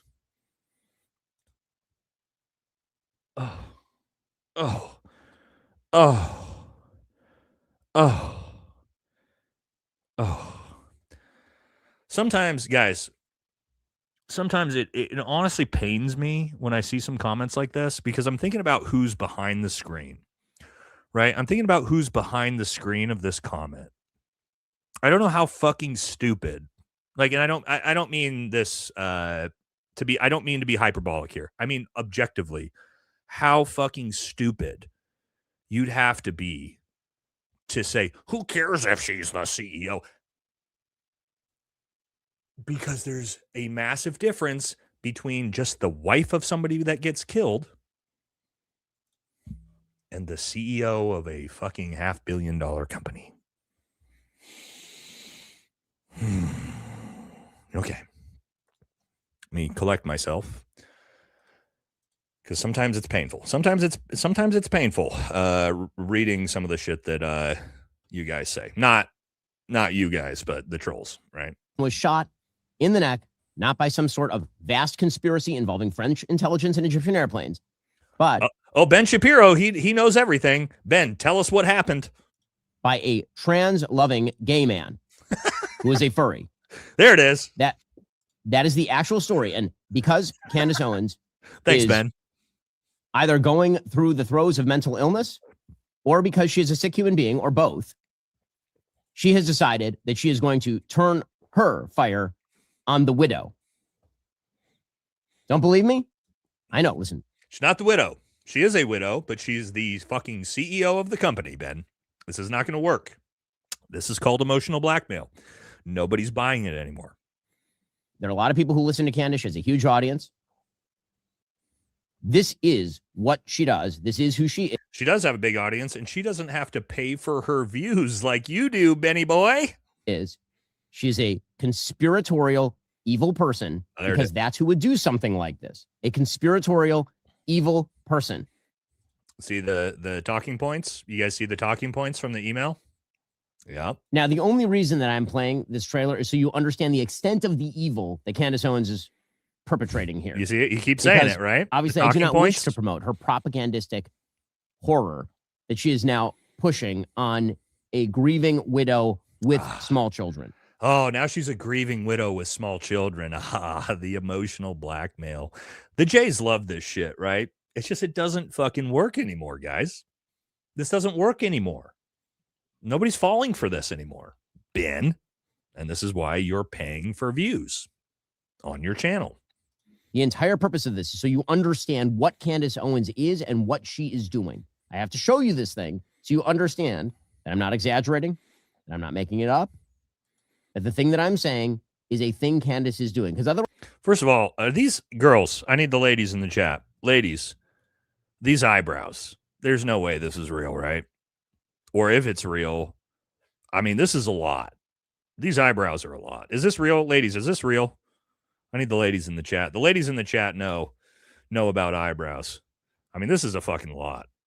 I don't know if we need to trim these or what we need to do. Brenda says real but horrible. There's a lot going on here, right? Yeah. Okay. The ladies all say they're real. Okay. Anyway, sorry. Let's get back to it. it would be kind of unbelievable. I get this all the time with regard to Candace. I get it with regard to other personalities too. But what happened to her? Does she really mean this stuff? Does she mean the kind of stuff that she says? Take her at her word. Here is what she is doing. Here is the trailer for her hot garbage fire of nonsense conspiracy mongering. I don't know. I feel like have you guys watched the first couple episodes? We'll get back to this in a second. Have you guys actually watched the episodes? I did. I watched the first 2 episodes. I was shocked at where the fuck Candace, she got everything. She's got Erika's entire life story. She's got yearbooks. She's got baby pictures. She's got every fucking marriage certificate from her parents. I mean, Candace, like, I haven't agreed on, obviously you guys know I haven't agreed on every story Candace has done. This story so far, I'm blown away because I'm like, holy fuck, how the fuck did Candace get all this? This is not a conspiracy. This is like, she's going documents. Like, here's fucking the baby pictures. Here's the marriage certificates. Like, again, Candace not always right about everything, but this new series does not seem to me to be some bizarre conspiracy thing. It just seems like Candace is literally going through fucking documents. And it's tough. It's tough for Ben to try to claim this garbage conspiracy thing that she's putting forward. That's not what I've seen. And again, I haven't agreed with everything on that Candace has put out, but this series has been, I've been impressed. I've been impressed with her level of journalism on this one. It's been very, very good. Defecation. Here is the trailer she just released for her series of attacks. It's going to be an entire series of attacks on Erika. It's not attacks, and you see the verbiage, you see the rhetoric, you see the way they do this. Attacks, poor widow, grieving widow. It's all emotional blackmail. It's not attacks. It's literally showing an expose of the life of the current CEO of Turning Point USA. That's what it is. Erika Kirk, again, she's been retailing and implying and basically saying out loud a lot of this stuff on her show for months. 4 months. People cannot claim that they were ignorant. That's not true. She has not been talking about Erika Kirk for months. Ben, stop lying. I know that your people love to do this, but no. That this was happening. They know it was happening, and they let it go. We'll get to them in a moment. But here is the trailer that she released yesterday. President Trump says that Kirk has died after he was shot from a nearby building. This trailer is very good, by the way. They're being shot at Utah Valley University. The great and even legendary Charlie Kirk is dead. The cries of this widow will echo around the world like a battle cry. Turns out they didn't. Oh, that statement aged like sour milk, didn't it? I didn't even get to give him a kiss goodbye. That young man, I forgive him. Ugh. Take your time. Erika Kirk has been named the new CEO of Turning Point USA. My husband's dead. Like, I'm not trying to be morbid, but he's dead. It's weird to say excited. Ben is playing this. Think about this. We're watching this together being like, wow, yeah, Erika's fucking sketchy as shit. Ben's playing this as if it's some referendum on Candace. All this is clips of Erika, right? This is just Erika. Describes her husband's funeral as the event of the century. Merch, hats. We have 50,000. Again, how does Ben Shapiro think this is a referendum on Candace? This makes, like, you playing this makes Erika Kirk look bad. Ben? plus hat orders. Nobody knows why she's out there in a glittering pantsuit in a recreated Look at this. tent that her husband tragically was murdered in, throwing merch Yes. Everyone grieves differently, so if someone's acting weird, don't read into that. Zionists, the prime minister of Israel, all lied through their teeth about Charlie Kirk. Her operation was in Constanta, the epicenter of Romania's trafficking scandal. We are conversations to have with a 15-year-old. I'm going to touch your butt. How is Ben playing this like he thinks anybody's going to watch this and be like, yeah, Erika Kirk's the victim here? What? $8.6 million to their own shell company. What is going on? We have nothing to hide. My aunt used to tell me, never do something that you don't want on the front page of a newspaper. Like he literally pitched the series to his viewers for Candace. You know what I mean? Just bizarre strategy by Ben here. So that's what Candace Owens has been spending her days doing. And millions of people, of course, have been watching her as she's been doing this. Apparently, she is calling Erika Kirk. She has been calling Erika Kirk a lesbian pedophile, grooming a 15-year-old. Which we have the documentation to show that is true. We covered that on my channel. That's true, Ben. Although we do know his people don't really care about that, do they? She is suggesting, of course, she has been suggesting for a while that TPUSA was complicit, if not in the murder of Charlie Kirk, then in the cover-up of the murder of Charlie Kirk. That's what it looks like, Ben. Yes. This is the stuff that Candace Owens has been doing, because Candace Owens is a true. Wait. Here it comes. You ready for the talking points? The emailed talking points? Here they come, I'm sure. True vampire. When it comes to conservatism and the conservative movement, she finds prominent people and then she grifts off of them and then she does more grifting off of them and then she grifts them until she's done grifting them. Then she moves on to the next thing she can grift off of. Truly sick, truly evil. You laugh. There it was. There it was. Yeah. For words. There is a biblical injunction for those of us who actually care about the Bible. There's a biblical injunction in Exodus. Whoa. What did he just say? Hold on. Let's back it up. Let me back it up. Listen to what he just said. Until she's done grifting them. Then she moves on to the right here. Next thing she can grift off of. Truly sick, truly evil. You lack for words. There is a biblical injunction for those of us who actually care about the Bible. There's a Ben Shapiro. There's a biblical injunction for those of us that actually care about the Holy Bible. Well, Ben, you know who I know for a 1,000% fact not only doesn't care about the Holy Bible, but actually hates the Holy Bible?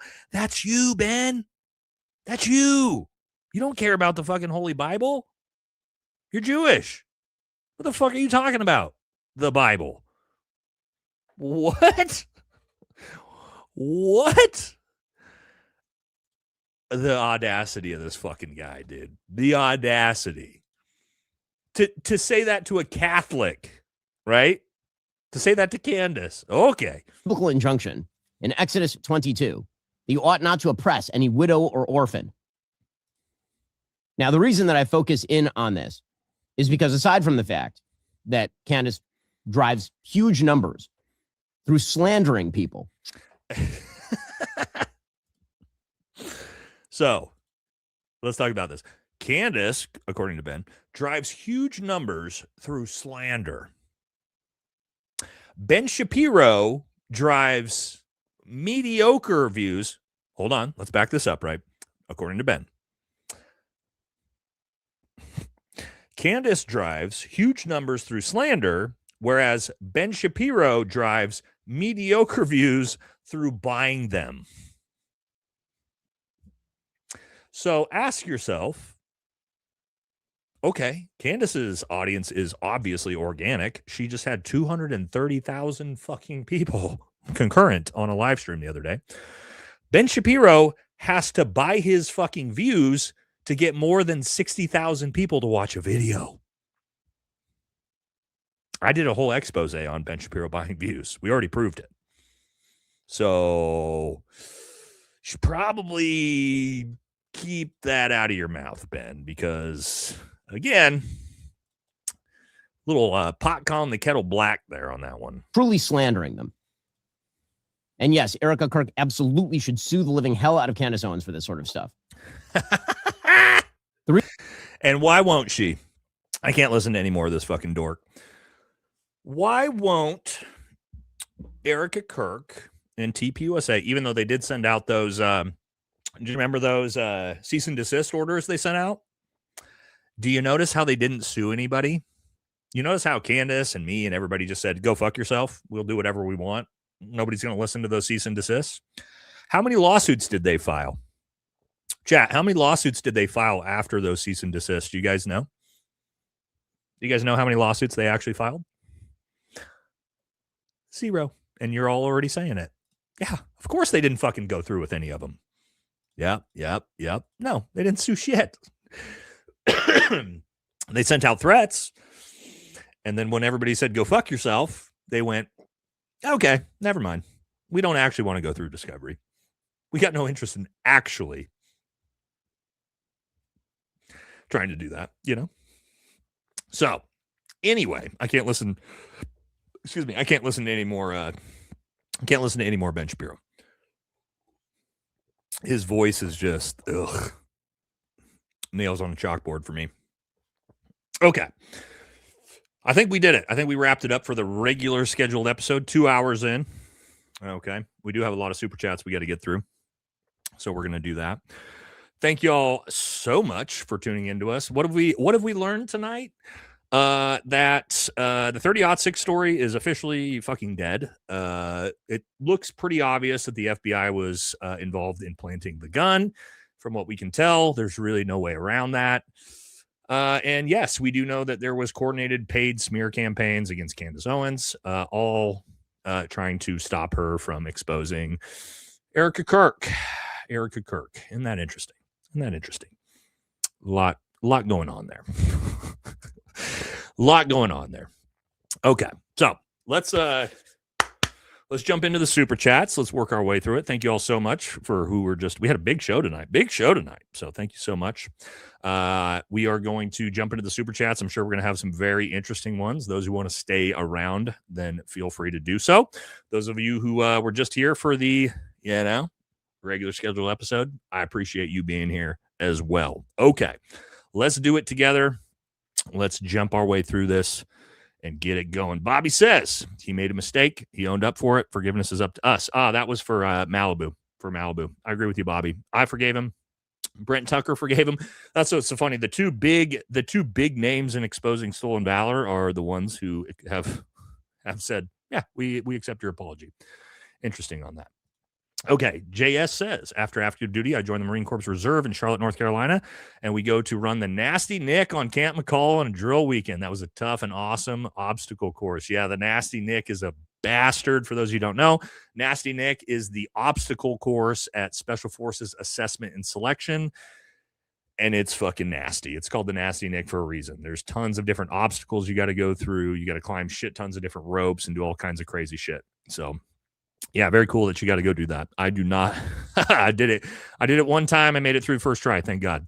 Thank you, Butterfly. Wars a Racket says, I took a piece of IED shrapnel to the nose, lost my left eye from the power of the blast. Good on that man for coming clean. I agree he shouldn't have lied, but owning it earns my respect. There you go. And also, glad to hear you're okay, man. Sorry to hear that. But yeah, I agree with you on that too. JD Vance is Charlie Kirk, maybe. Haltom says, watch last night's collab, and not to be a shit disturber, but you are the brightest one of your friends who podcast. Totally unbiased. Oh, well, between me, JD, Jesse, and Dan, well, I appreciate it. I'm definitely the most educated from the highest educated. I don't know about smartest, but that's very nice of you to say. Thank you. I'm going to also, Hamilton, I'm going to tell the guys, I'm going to clip this and I'm going to send it to them and call them all fucking retards in the group chat. So, but I appreciate it. Thank you. Mark says, Nate the Great, as usual, brother. God bless you and your family. Thank you, Mark. Thanks for always being here. Appreciate you, brother. Dustin, again, says they count on citizens' apathy to make these crazy claims. The old playbook doesn't work anymore. No, it does not. As we just saw with Ben Shapiro's little bullshit crybaby rant we just watched, it ain't working anymore. We're not going to be emotionally blackmailed by anything, turns out.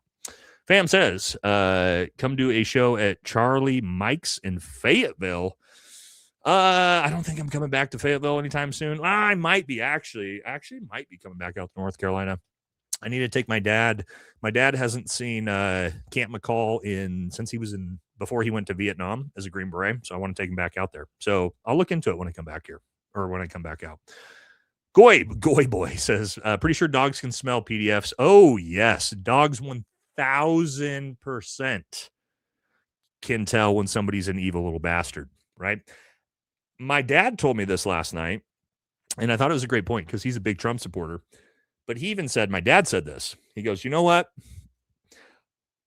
I don't think anybody who's not a dog person should be allowed to be president. And the fact that Trump hates dogs, I think tells you everything you need to fucking know about him. I think it tells you everything you actually need to know about him. I think it was a great point. But anyway, there's that. And yes, they can. They 1,000% can.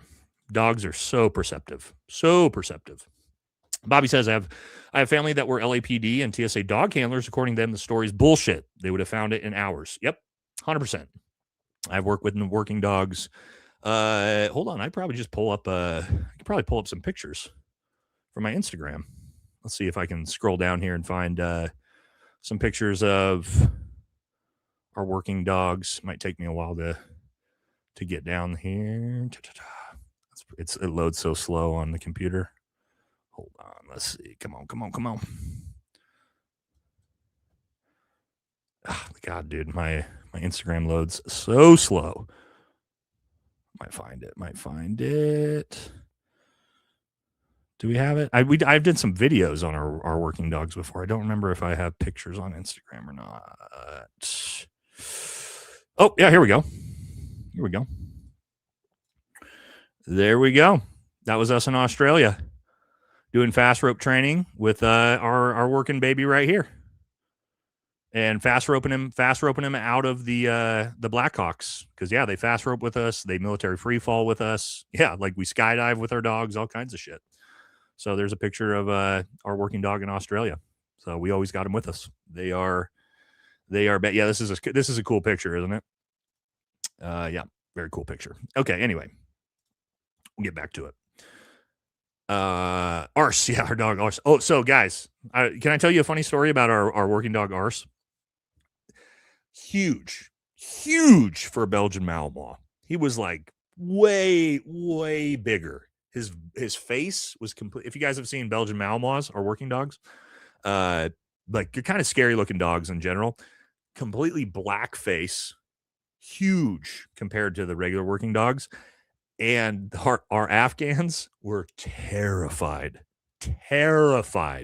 of him. And he would literally bully our Afghan partners out on the flight line. Like before we were like getting on the helicopters to go hit targets, he would walk around and our dog handler would be walking him. And anytime he got near one of the Afghans, he would slowly walk by. And if the Afghans looked at him, he would give him like a Mike Tyson fucking to the Afghans, and they'd fucking take off running every single fucking time. Like he literally knew it scared the shit out of the Afghans, and he was so big and he's so scary and he was so smart that he would like be calm and he'd wait till he'd get by one of the Afghans and he'd fucking wow, and they'd just fucking freak out and take off running. They're smart dog. He thought it was hilarious. You know what I mean? Yeah, he would pump the shit out of them over and over and over again. But yeah, they're smart. They're just some of the smartest dogs you'll ever be around. Okay. Anyway, Bobby, that's what we were just talking about. Keep the pressure on the stolen valor congressman. Oh, old Tony Gonzalez, that fucking piece of shit. Again, if you guys haven't watched my episode on Tony Gonzalez, make sure you go watch it. Yes. Not only is he fucking full of stolen valor, the fact that he had an affair, married 6 kids, had an affair with a young staffer, and then she killed herself by lighting herself on fire afterwards. Yeah, he should probably get investigated, don't you guys think? It's probably not good. AJ says bomb dogs likely would have found it. It would have, if it had been fired or even not clean since last use, but of course it was not fired, so no go. Yeah, perfect comment by AJ. The only way that those bomb dogs don't find that 30-06, if it was the actual murder weapon, as if it wasn't fired or hadn't been fired probably in months. Aragon says he went to the police station to clear up that they were plastering his face everywhere. He went in to clear his name, and they grabbed him, which is why they claimed he wasn't. Oh, yes. I love this comment, which is why he wasn't an agreeable suspect. I forgot to show you this, guys. This was one of the clips I needed to show you. And so thank you so much for bringing that up, because it reminded me that I missed it. So let's show it now. Okay, you know this guy? This fucking retard? Let's see his take. He just put this out, and this is TPUSA fanboys, right? This is how, and this is like Matt Walsh and all these fucking dorks, Ben Shapiro, that want to let you know. They want to lecture you on the Charlie Kirk assassination. Listen to this take. Here we go. So here's my question for people who don't think that Tyler Robinson murdered Charlie Kirk. It's really simple. If you don't think that he murdered Charlie Kirk, then why haven't his parents come out and said anything? Because they turned him in. It wasn't the FBI. It wasn't Kash Patel. It wasn't Dan Bongino. It wasn't Utah law enforcement. It was his parents.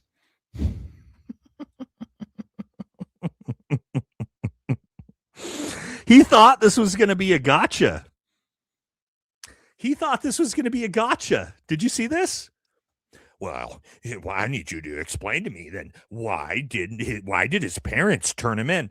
Well, you fucking retard. That's because we learned 4.5 months ago that his parents didn't turn him in, you fucking idiot. The Utah County Sheriff's Department came out and told us that.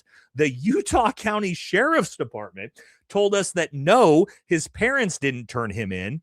A family friend who used to be on the sheriff's department saw a picture of Tyler, went over to the house and convinced Tyler to turn him in so the SWAT team didn't show up and murder him. Think about that. He thought that was going to be a gotcha. That's how fucking little these people have paid attention to the story. That was 5 months old, you fucking idiot. That got debunked 5 months ago. And he put that out like it was a gotcha. Oh, again, dude, these are the people lecturing you, telling you need to believe the official narrative. That fucking guy who's putting forward 5-month-old bullshit that's been disproven by the Utah County Sheriff's Department themselves. The Utah County Sheriff came out at a press conference on like day 5 and literally cleared that misconception up. He said, no, actually, it wasn't the parents. It was one of my friends, the Utah County Sheriff, who retired a couple of years ago that used to be the Boy Scout leader for Tyler Robinson, that recognized him from the pictures and went over as a family friend and convinced Tyler to turn him in. That's the story from the Utah County Sheriff's Department. That's not my story. That's not Candace's story. The fucking Sheriff's Department told us that. You fucking retard. Clip that and send that to this fucking idiot. That's how embarrassing these fucking people are.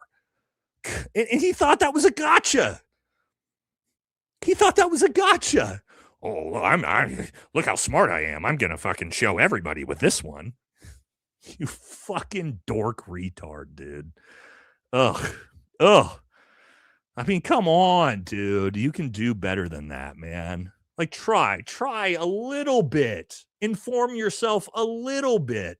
Even if you're going to have the worst takes ever and you're going to simp for TPUSA, try to educate yourself so you don't make fucking disaster remarks like that all of us who actually follow the story see that clip and go, look at this fucking dork retard, right? Don't do that. What's his name? What's that fucking dipshit's name, guys? I don't even know I don't know his name. I've seen him around a few times. Just a little pussy dork that he is. Anyway, it's like, dude, come on, man. You're better. Like, I want to say you're better than that, but he's probably not, you know. Adam said Jack Posobiec. Oh, Adam, did you see us playing your clips earlier? I didn't see you in the chat while we were going through your stuff. We played your low grain round video. Guys, the low grain varmint round video was Adam's, by the way. So you should go check his channel out. I'll put oh, you came an hour late. All right, we'll put your episode up in the pinned comment here, so everybody can, if they want to, can go follow you. So hey, I'm gonna put yeah. So guys, the low grain varmint round or low grain round that Adam tested out, the video that we played earlier. Adam's in the chat right now, so let's give him some support. I gotta let these God, all these comments spam through. They get a little backlogged. Okay. And then we'll pin it in the comment. So that's Adam's channel. That was the video we watched earlier. So if you guys want to support Adam, he did some good work on that. Okay. That's all right, man. That's all right. All right. Let's keep moving.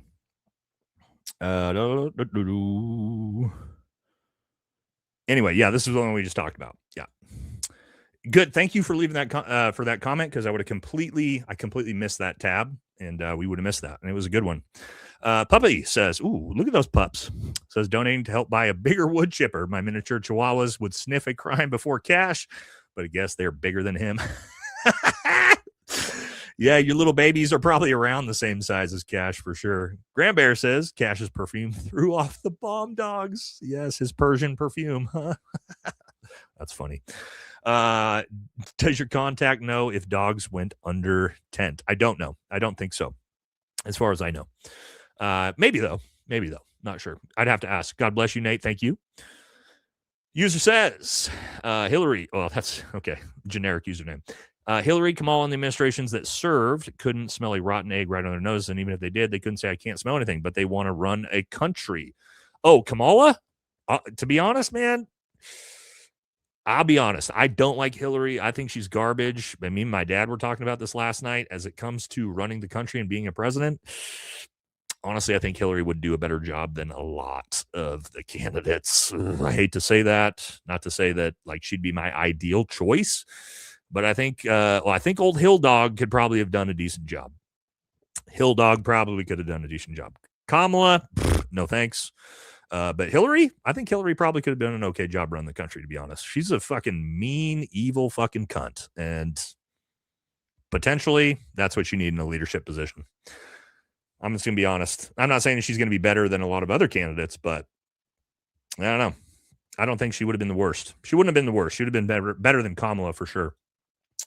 Taco Joe says 30-6 edited for YouTube. Dummy sounds like a fun Rumble range day to test some theories. Yeah, we might do some stuff like that out in Texas here pretty soon with Heavy Duty Country. He's got a new firearms channel. He I forgot about this, guys. They did Dan did a test of wait, what the fuck's going on?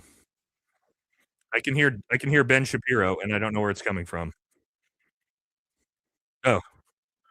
Where is in this December. coming from? Here's what I had to say about Candace doing exactly this thing. This is back in December. Okay, there it's now it is, nearly bottom the right. end of February. Oh, shit. God, that... Oh, my God. I couldn't find where his voice was coming from, and I was about to kill myself. They did our Heavy Duty Country Armory. We want Dan's firearms channel. I think they did a exploding mic test theory. I haven't watched this yet. Do we want to watch some of this together, guys? They tested out the exploding mic, I think. And these are always hilarious. Let's watch a little bit of this. I haven't watched it yet, so we're gonna watch it real time together. These are my boys. Folks, so there has been a theory out there for quite a while, and I believe I made some dude on Twitter very, very, I don't even think he talks anymore on Twitter because I put on him so much about the exploding mic theory. Who is it? I don't even know. I think his name's Blake. Blake. What? Do you want to go to war, Malaki? You know what I'm talking about? I don't know anybody named Blake that's not gay. If I'm friends with anybody named Blake, I Well, I apologize. mean, forgot. he could be gay. You don't know. Not that kind of gay, just lame. Oh, right. Yeah. But anyways, folks, what we're going to do is we're going to test it today. Now, I want to say before we start that all of this is done legally. Yeah, right. Within the state parameters. Shut the fuck up, Dan. What we've done is we have constructed, we can't show you how we did it, but it's going to be pretty obvious once we do it. We have constructed some Why don't I go into this first? Okay. Hold on. Look at this. What? Hold on. Hold on. I got to see this comment. What? I'm strangely insecure. Oh, how am I strangely insecure? What a bizarre comment. You like me, but I'm strangely. What have I talked about that makes me strangely insecure? This is such a weird comment. What? Oh, you got me, dude. Hey, here's what I want you to do. Hey, you personally, message me on Instagram. I want to see who you are. I want to see your profile picture. I want to see you directly to make that comment to me. That's what I want to see. Message me on Instagram. Let's see who you are. You know what I mean? Let's do it. Because that's a weird comment. Okay, let's keep going. So essentially what they were saying is that a mic like this was, I guess, exploded or whatever. It's going to be kind of windy here, but with a projectile in it. Well, we're going to test a 22. Oh, really? If you try to kill a human with a 177 size, you know, like those little rat shot things. Yeah. What did they build this? Oh God. Anyways, guys, let me show you what we've done here. And you guys, I'm insecure in my chicken legs. Guys, I'm the one who gives you the jokes. A grown man who's insecure doesn't give you the jokes to make fun of him with. That's the definition of being secure, is the fact that I gave you those jokes. Do you get that? I told you that I've got tiny calves so that you could make fun of me for it. That's how that works. Come on. You can do better than that, guys. Well, you can do better than that. Get some good insults, guys. Get some good insults that'll make me laugh. Stupid. Anyways, guys, let me show you what I've done. Don't forget to subscribe. I do. And comment on the video. That's just like a whole genre of people that like they hold the microphone on their wired. They're like, man, their sound sounds good though. My favorite guys are the guys who are super animated with the subscribe. Hit that subscribe, but you know what to do. Yeah. Join the channel. I guilt them into it. I'm like, I've asked you all the time, dude. Like, you can guilt me into a lot of stuff. You're not allowed to watch this actually if you haven't done it. So here's what we've constructed. We've got a dip cam. We just did this kind of the redneck way. Look at that, dude. What are they building? That's the deadliest hocky puck on earth. But anyways, folks, we've got a 22 round here, and we have this filled with tannerite. So what we're going to do is we're going to tape this on the shirt, and we're going to see what happens. What do you think's going to happen? Tannerite plus a 22? Tape, man. I've never seen what tannerite itself does. I mean, I would imagine if you did that to a person, they would probably die. All right, so I'm going to do this kind of... All right, let's get to the test. Jesus Christ, guys. How much comedy is involved here? Let's see some stuff blow up. There we go. The editor low. All right, now we're good. He's a green card recipient. Subcontractor. Subcontractor. I just learned English. Thank you. Okay, here we go. Here we go. Let's see if we're saying goodnight. Oh.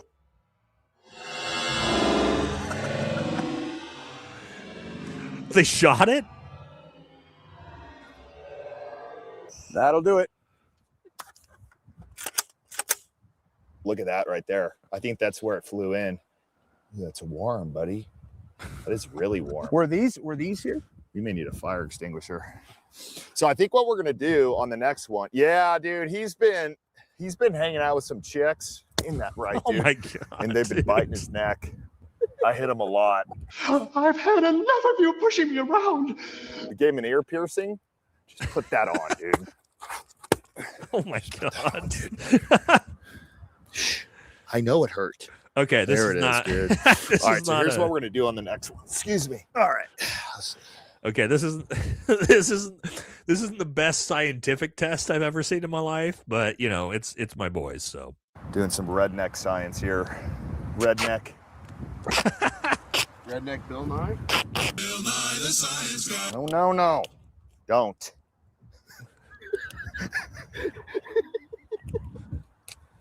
Folks, it's been a tough couple of weeks for me, so just leave me alone. All right. My gunsmith is like, bro, have you done your Form 4 for your can? I'm like, what's a Form 4? I did my live scan. I don't even know how to. Never mind. Look at me, dude. This is really not the best ballistics test I've ever seen. That would hold up in a windstorm. Hey, is Mossad hiring?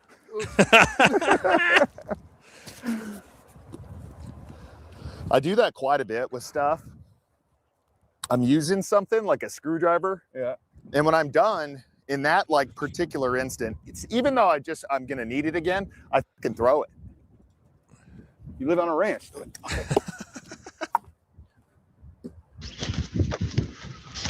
Okay.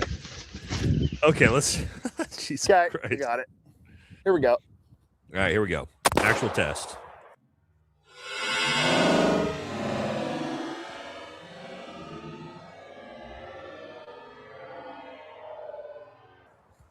Boom. No, I think, that wait, new? this is the one that he, yeah, no, this one for sure was before. But. All right, well. Just right up against his neck. Boom. All right, they're trying one more time. Let's try that out. Oh, Jesse's gonna shoot.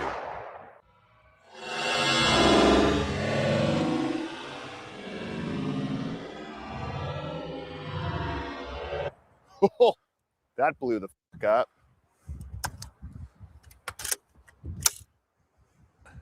Well,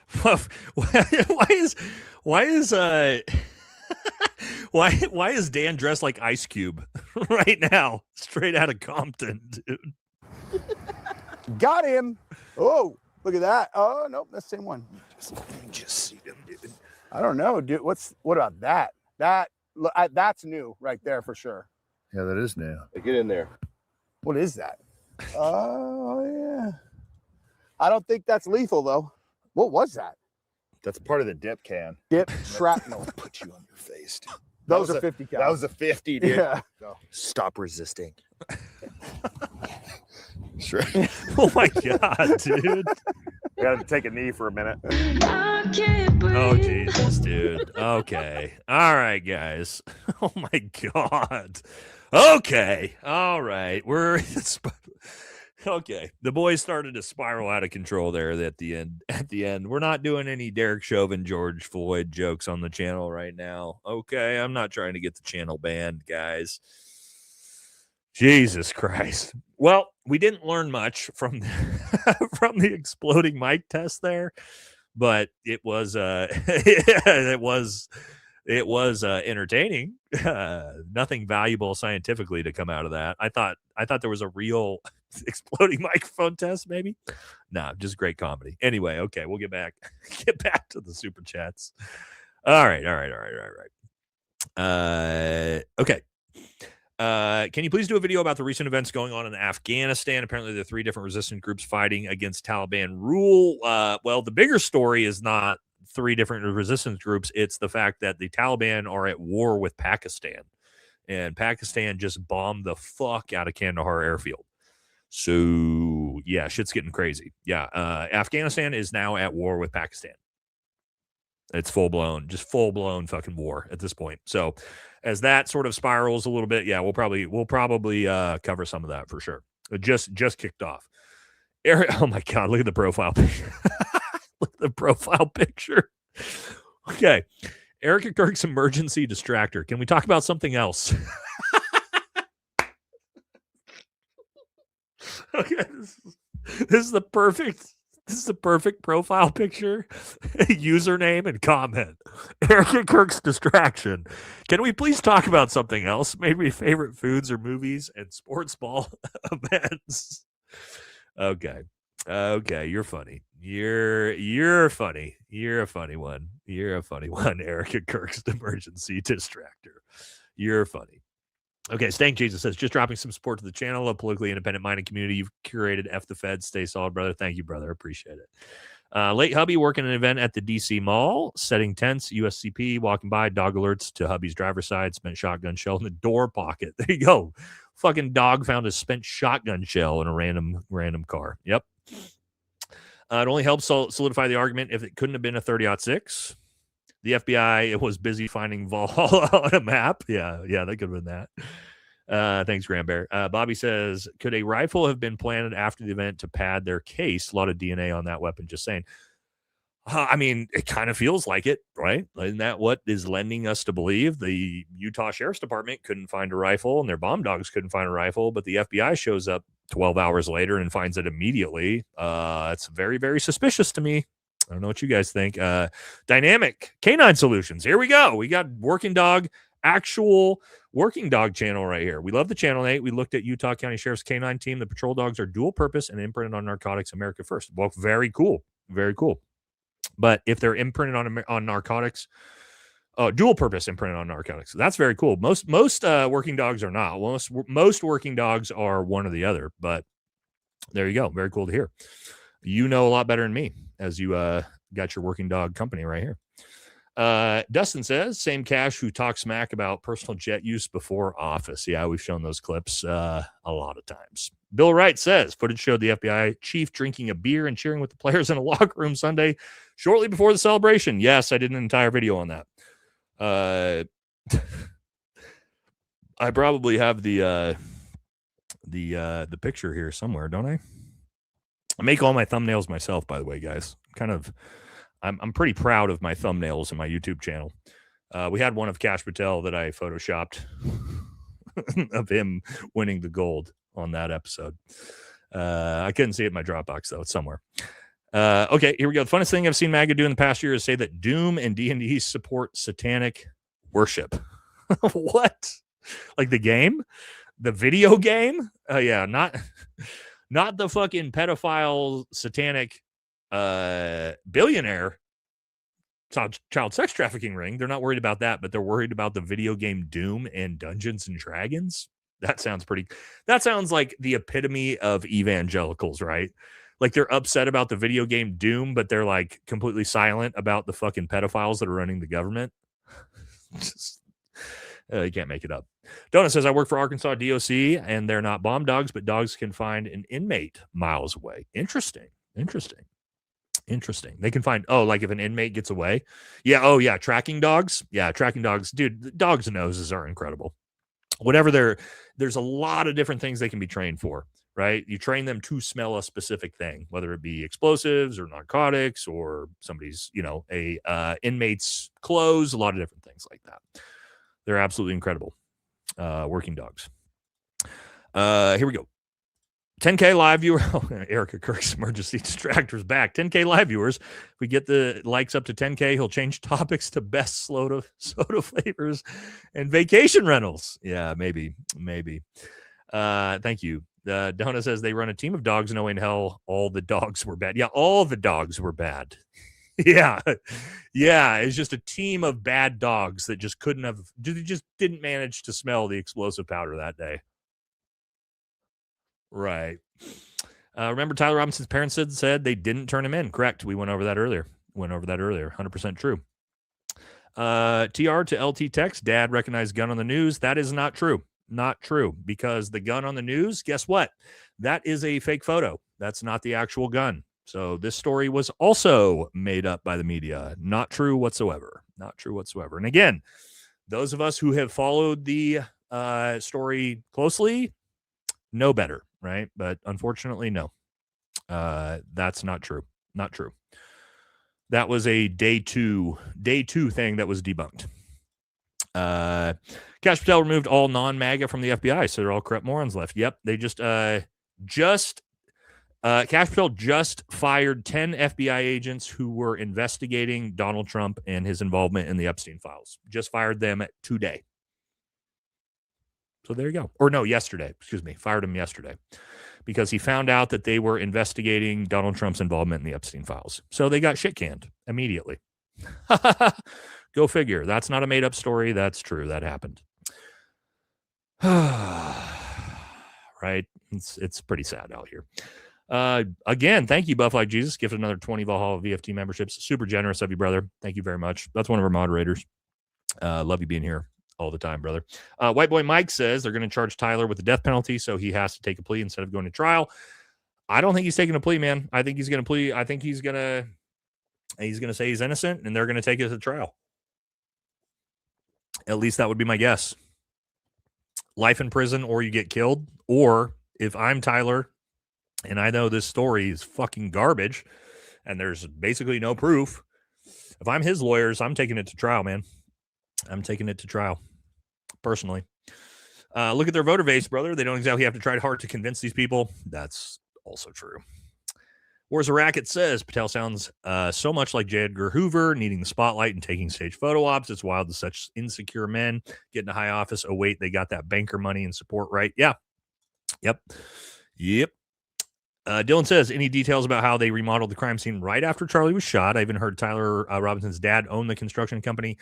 Tyler Robinson's dad did not own the construction company that paved over that day. Tyler Robinson's dad does or did own a construction company. We heard that Tyler Robinson's dad was a sheriff or law enforcement officer. That's not true. His dad does own a construction company as far as we know. It was not the construction company that paved over. However, the company that did pave over did it on a Sunday in Utah. And if you know anything about Mormon Utah, nobody works on fucking Sunday. And that made it 1,000 times more suspicious that a company was scheduled to pave over that first Sunday. That is just not something that happens in Utah. That's just another very sketchy thing that happened in the case. Pantera, another 10 Valhalla VFT memberships. Thank you, Pantera. Thank you, brother. Mark says, Nate, unless Jesse is right, they were scared that Charlie would be president one day and wouldn't be allowed to be owned by little hats and our governor, and theirs can't have it. I think there's some potential truth to this. I think that the fact that Charlie was obviously turning away from our greatest ally was a huge, huge threat, a massive threat.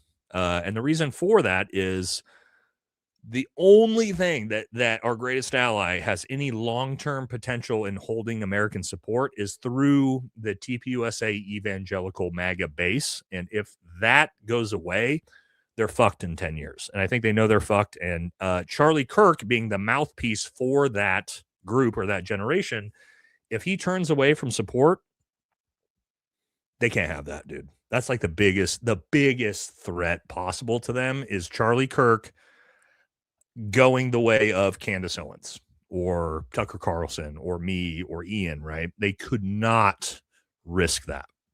Absolutely cannot risk that. Does that mean that they're the ones who did it? Not necessarily, but when you're talking about incentives, it becomes a very, very big incentive. Vinny says the detection dog was named Loki. Third place winner in detection competition in Las Vegas. Sergeant McDaniel is his handler. Holy fuck. Vinny, I'm not saying that you're lying, but if this is true and the dog that supposedly couldn't find the rifle is a third place winner in the national competition for detection and dog handlers, oh, that's going to make it 1,000 times worse. Oh. Subsonic rounds, bro? No, I don't think anything was subsonic. Chuck has, has anyone seen this old Mauser? It wasn't the one in the box. Correct. It wasn't the one we've seen. And no, nobody has seen this supposed World War I Mauser. They haven't showed it to us. Again, shocker, right? Marshall says, look at this. Look at this fur baby right here. I like that. Dog trainers for the Sheriff's Department office should be subpoenaed by the defense. I agree. FBI may as well say those dogs are useless and their narrative. Those dogs are more qualified than Crazy Ass Cash.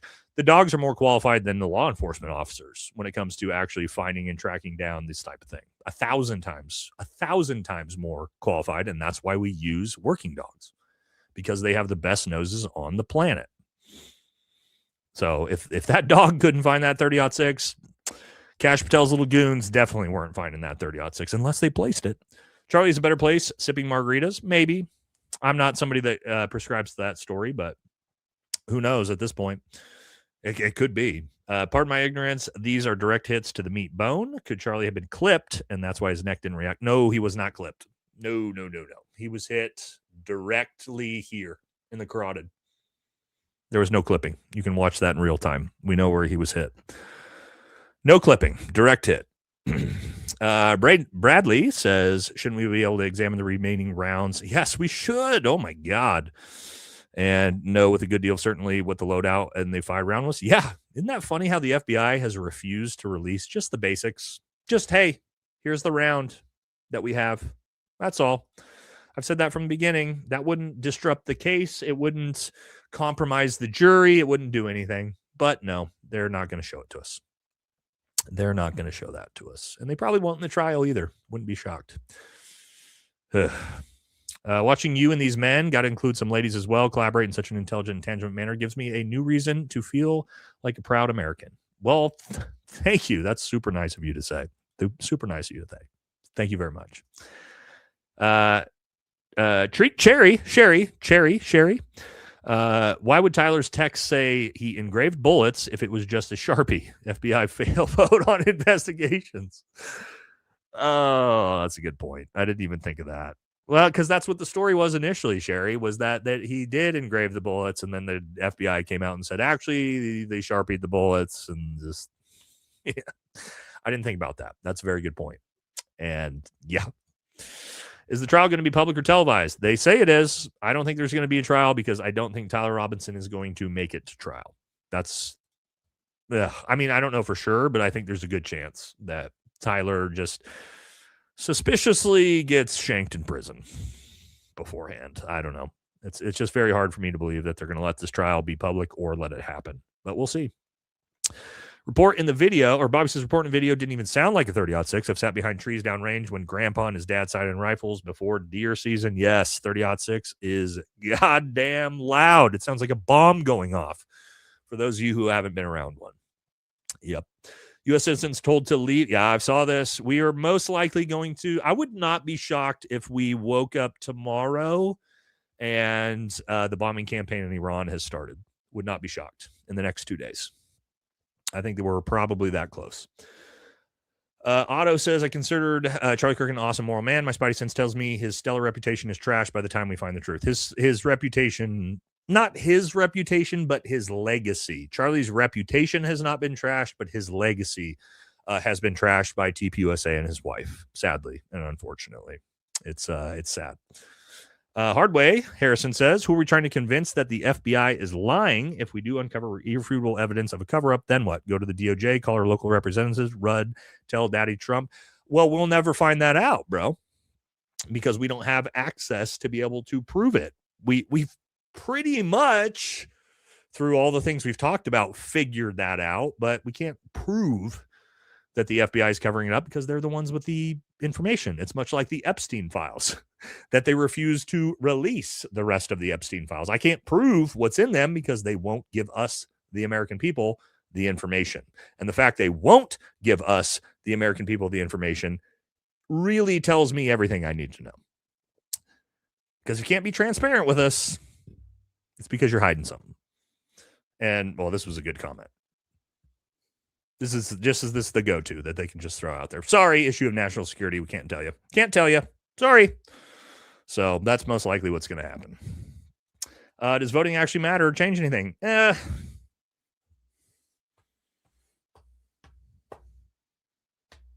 Usually no. I think there are times in history where it can become yes. Let's wait for the midterms. Midterms are going to be important. If we see a massive referendum on AIPAC candidates and MAGA candidates and they all lose, and that's both sides of the aisle, left and right, then voting all of a sudden does matter. But if not, then no, not really, unfortunately. But we'll see. We'll see. Maximus says, can we get a Fun Bags Pelosi emoji? My test levels are at 1,000, so I'm on a sick one right now. Oh, Big Jugs Nance. We could probably get a Big Jugs Nance emoji going. I'll keep that in mind. I've already built a lot of them out. I just hadn't put them up yet. So, yeah, we could keep a Big Jugs Nance. Just because it's fun and it's funny. Okay, let's keep moving. Starting late, I'm at the Malibu story. I heard something today that made me think of what you two did. To forgive is human. To show mercy is divine. Father, Alar, today's homily, much love. Yeah, I mean, I just the reason why, you know, guys like me and Brent have never accepted Tim Kennedy's bullshit apology or a lot of these other stolen valor guys is because they never came clean. They never had an honest apology. They never just took real accountability. They never just sat down and said, you know what? You're right. I fucking lied. None of this is true. I made it all up. I'm sorry. I shouldn't have done it. Yeah, I understand if nobody wants to, you know, follow me anymore, but I'm coming 100% clean. This, you know, that type of thing is what you need to see. And if somebody's willing to do that, for you to then be like, well, no, actually, that's not enough. That's not enough. Because that's what people are doing with Malibu right now. And I'm seeing it all over the place is like, well, he apologized and he came clean and he told the truth, but that's not enough because he lied for 10 years. And it's like, okay, well, what more do you want? What more is the guy going to do, man? He admitted he lied, right? Like he came clean. Are we out here to try to destroy lives because someone made a mistake? No, me and Brent have never been on that path with exposing stolen valor. That's never what it's been about for me and him. It is what it's about for a lot of other people because they just maliciously want to see people's lives ruined. But that's never why me and Brent have been in the exposing stolen valor space. So when we see a guy take honest accountability and really apologize, yeah, we're going to move on and say, okay, got it. Cool. Thank you for the apology and thank you for being honest. That's all you can do. You know what I mean? We're all humans. We make mistakes. We fuck up. And the best you can hope for is, you know, somebody that just comes clean and is honest with you. Beyond that, you're just being a little shithead. You know what I mean? You're just being malicious, and that's not what we're out to do. You know what I mean? Neither me or Brent are mean men. We like if you meet me and Brent in person, you'd be like, these guys are the nicest fucking guys on the planet. We're not out to get anybody. We're out to have accountability for the veteran space. That's it. Oh, we got JD here. Take their lunch. There you go. Comes clean and doesn't sue everybody. But yeah, the opposite of the Rob O'Neill choice, right? Rob O'Neill is lie about everything and sue people. Whereas Malibu went, you got me. I lied. I'm sorry. You know, that's the difference between those two for sure. 27-year-old job and certified CSI by state in Indiana, trained at Wayne U by Dr. Baden in medical length death investigation. This case is off. I agree. There you go. Certified at CSI. Also saying, doesn't make sense. Pull us on that too. I don't know what we're talking about anymore here. Thank you. Thank you, though. Also, love Big Lebowski. One of my favorite movies. Christy says, Valhalla, who is your Muay Thai goat? Ooh, yeah, I've got one. Also, our greatest ally. Yeah, let me show you guys my Muay Thai goat. Jean. I can never say his name. I can never say his full name. Hold on. I got to get to it. Let me pull it up here. I don't know how to spell it. That's not it, is it? Oh, here it is. Yeah. Here's my Muay Thai goat right here. I can never say his name. He's French. But he is the goat. Jean-Charles Karbowski. It's hard for me to say his name. But if you don't already follow him, you should. He is the Muay Thai goat, in my opinion. This dude is an absolute savage. He's old now. But if he was actually on one of the seasons of The Ultimate Fighter with George St. Pierre, but he came in and just beat the fuck out of everybody, just smoking cigarettes, drinking booze. Lui, c'est Jean-Charles Karbowski. Si tu connais la boxe, et la boxe thaïlandaise en particulier, tu ne peux que le connaître. C'est une légende vivante du Muay Thai. Mais c'est avant tout un ami avec qui j'ai partagé des stages, des entraînements, des combats, des voyages. Si tu habites sur le secteur d'Aix-en-Provence, j'ai une bonne nouvelle pour toi. Il sera présent dans ma salle à la Muniz Boxing Academy le samedi 28 février pour un stage de Muay Thai. C'est une occasion d'apprendre. So anyway, yeah, God, I can't say his name. Jean-Charles Karbowski, I believe. I'm a huge fan of him. I wish I could say his name, but I'm not French. So yeah, if you don't follow him, if you think Muay Thai's bullshit, why don't you go watch fucking Alex Pereira fight? The guy who's literally dominating the fucking UFC at the highest levels and nobody can fucking touch him. That's Alex Pereira, and he is a Muay Thai fighter. So if you think Muay Thai is bullshit, good luck to you fighting somebody who fucking actually can. We're not talking about Steven Seagal bullshit. We're talking about actually Muay Thai. Yeah, Muay Thai is, that's what I do for my martial arts. But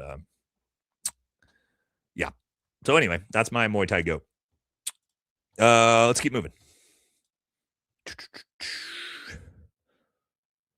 Here we go. Did United Health hire the CEO's widow after murder? No, they didn't. Kevry Cat says, thank you for doing the show. Appreciate it. Vincent says, may the Lord bless Nate with a company of Delta Boys for security so he continue to speak the truth. Luckily, I've got a bunch of friends that are in Delta Force. Actually, one of my friends is a Delta Force legend. None of you know who he is. None of you have ever heard his name. None of you have ever heard a single one of his stories. And we finally just convinced him to be willing to do an interview with me. And I'm so excited. It's probably going to be about a month or two. His stories are fucking crazy. He is the person that killed Uday Hussein. You've never heard that story, but yes, I'm super excited. I'm going to get him on the show. He's going to be my first guest when we get to the new podcast. And I have my in-person podcast studio because we're going to start having guests. So I'm pumped for that. Again, just the most silent professional ever. Nobody's ever heard his name. They don't know his stories. He's a legend, and he's going to be the first guest on the new podcast studio. I am fucking stoked for that. You guys are going to love that one, man. Fucking crazy stories. So let's keep moving. Somebody said BS. Okay, you can say BS if you want, but cool. I know him personally. You want to see? I'll show you. He's in the. I can say this because he's now inducted into the Military Hall of Fame. And I have a picture of us together. Hold on, let me pull up my own channel here. Why isn't Instagram pulling my own channel up? Oh, there we go. So, for the guy who said BS, I'll just show you real quick. I actually took a picture of us together. I'm not going to give you names or give you his name, but I do have, at least he was inducted into the Military Hall of Fame, so it's not keeping it that secret. Where's our picture together? It's me. Oh, here we go. Here we all are. So, here we go. This was at the Military Hall of Fame induction that we were all at. Well, I wasn't being inducted, but right here in the center, the Delta Force legend, inducted into Military Hall of Fame. There's me. There's my dad and just a bunch of old Vietnam grizzled Green Berets. Fucking badass.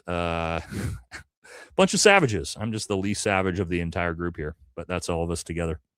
So, yeah. So I'm going to have him hopefully on the show here in the next couple months. I'm stoked.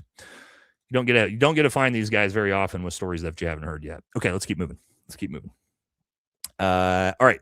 Sitting in traffic coming off a 10-day LFX a 10-day LFX. Shit. Whew.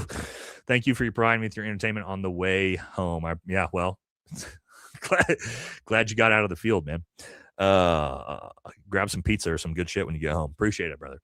Bobby says Candace is going scorched earth just like a widow should. Charlie was her friend. I wish I had friends like this. Find the truth, girl. Yeah, I mean, this is what you would expect out of his wife. You know what I mean? You would have expected this out of Erika Kirk, I would have thought, but you got the opposite. You got the opposite of that.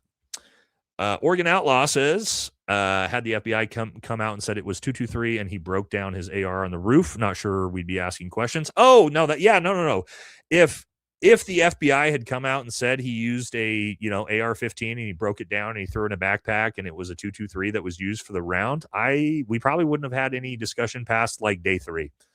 We would have been like, oh, okay, yeah, cool, makes sense. But they fucked that up. They fucked it up bad. They fucked it up bad with the 30-06 for sure. Just dumb. Candace is a demon. Trigger word? Well, I mean, that's the talking points, and you can see that. It's everywhere on Twitter. Buffalo Jesus says, highly recommend picking up a Nemo Arms Omen Nightmare 300 Win Mag pistol. 300 Win Mag pistol? What the fuck are you talking about? There's 300 Win Mag pistol? Jesus. Is that a thing? I got to look that up, dude. I got to look that up. That sounds dope. Okay. All right, I'll look that up. That sounds dope, bro. It sounds wild, dude. A pistol that shoots a 300 Win Mag round? Oof. That's scary. That's a lot of stopping power for a pistol. Okay, yeah, I'll check it out. Yeah, Adam says it's badass. Yeah, I didn't know that. I did just see one of my buddies has a dual reciprocating 30-06s that fire automatically. It's the craziest shit you've ever seen. So yeah, they're connected together and they reciprocating fire, and they're hooked up like a machine gun with two 30-06s. So I've never seen anything like that, but just saw that for the first time the other day. Crazy shit out there. I'll take a look at that though. Buff Like Jesus that sounds wild. Okay. Why don't you do an episode on the bird program? What's the bird program? I'm not sure what bird program is. Maybe I'm missing that. I forgive him. Merch sales are through the roof. Tent photos pulling in $7,000 a minute. Yeah, they're making a lot of money. That's the one thing TPOC is not hurting on is money. They've definitely been making money hand over fist. Hop Whisperer says, and with another good-looking pup right here, I have to admit, I'd hoped for you and Reese to do content. I would love to, dude. He's so funny. I watch his stuff all the time. I'm a big fan of Reese. Also, I'm an owner, operator, truck driver, and T-Mobile home internet works excellent when I'm rolling. Y'all talked about internet last live with heavy duty. Yeah, I'm trying to figure out because the podcast studio that's on the new ranch that I built's about, I want to say like 50 meters away from the house. And so we're trying to figure out if I can run hardline out to it. But if not, I need some type of internet. I have had a second person tell me about the same T-Mobile home internet too. So I'll look into that. Thank you for the advice. We haven't figured it out yet, but we're gonna have to figure it out. Idiot Carrot says Matt Walsh was either shoved into too many lockers. 100% was. Either way, public school failed us again by producing this piece of shit. Do I have the old picture of Matt Walsh? I think I do. Where is that? Matt Walsh. I think I have this photo. There it is. I knew I had this. Hold on. There we go. Let me show you Matt Walsh. Every time Matt Walsh tries to act like a fucking tough guy. Oh, come on. Can we zoom in on this? Yeah, there we go. Let's show you who he really is. That's Matt Walsh before he had his beard. There you go. So tough guy. I'm a man. I'm masculine Matt Walsh. There you go. That's who he really actually is. Just so you know, if you didn't know that about Matt Walsh, tough guy Matt Walsh, there he is. Yeah. There you go. Not to say, anything about Matt Walsh, but you're acting like a fucking tough guy and a masculine fucking superstar. Yeah. It's not who you are, bud. That's just not who you are. And that's okay. But when you decide to attack disabled veterans and you're this guy, yeah, fuck you, guy. Fuck you. Angry Scandinavian. Oof, really? I mean, you can't be that angry as a Scandinavian. Life's probably good. We're living good as Scandinavians, bro. Bobby says Matt sits in the corner chair doing what he's told. Bobby with the cuck joke. Bobby with the Matt Walsh is a cuck joke. Coming in hot. You love that. You love a good Matt Walsh is a cuck joke. Thank you, Bobby. Exo says, just recently started watching. Love your nonpartisan content. Join the military soon as an 11 Bravo airborne contract. Look forward to serving. Hell yeah, man. Good luck. Great fucking great route for you to go. Hopefully you don't have to jump into Tehran. But no, good to hear, man. Good luck, brother. AJ says, don't say this one. Erika. Okay. I'm not going to say that one, actually, AJ. For Rumble, we could say that. Turkenstein says, have you seen what's under Matt Walsh's beard? Oh, we just showed it. Turkenstein was just one step ahead. He was one step ahead of the chat. Yes, everybody just got to see what's under the beards. So funny comment. Bobby says multiple things can be true. Candace can be a degenerate grifter, and the official Charlie Kirk could be 100% fake. This is not a false dichotomy. Oh my God, Charlie. Candace Owens is a demonic scumbag, evil grifter. Okay, dude. Okay, Ben Shapiro's burner account. Calm down, please. Calm down, please. Let's keep moving. Why did MAGA follow this dweeb? I don't know. They don't follow me. I don't think you're talking about me.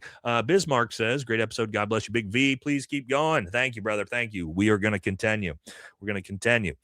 Mayjay says, I truly feel like the people put this idea in Tyler's head. Lied to him. He's on the roof, never shoots because someone else did. Scapegoat video of him running off the room with no rifle. Boom, they think their plan worked. Yeah.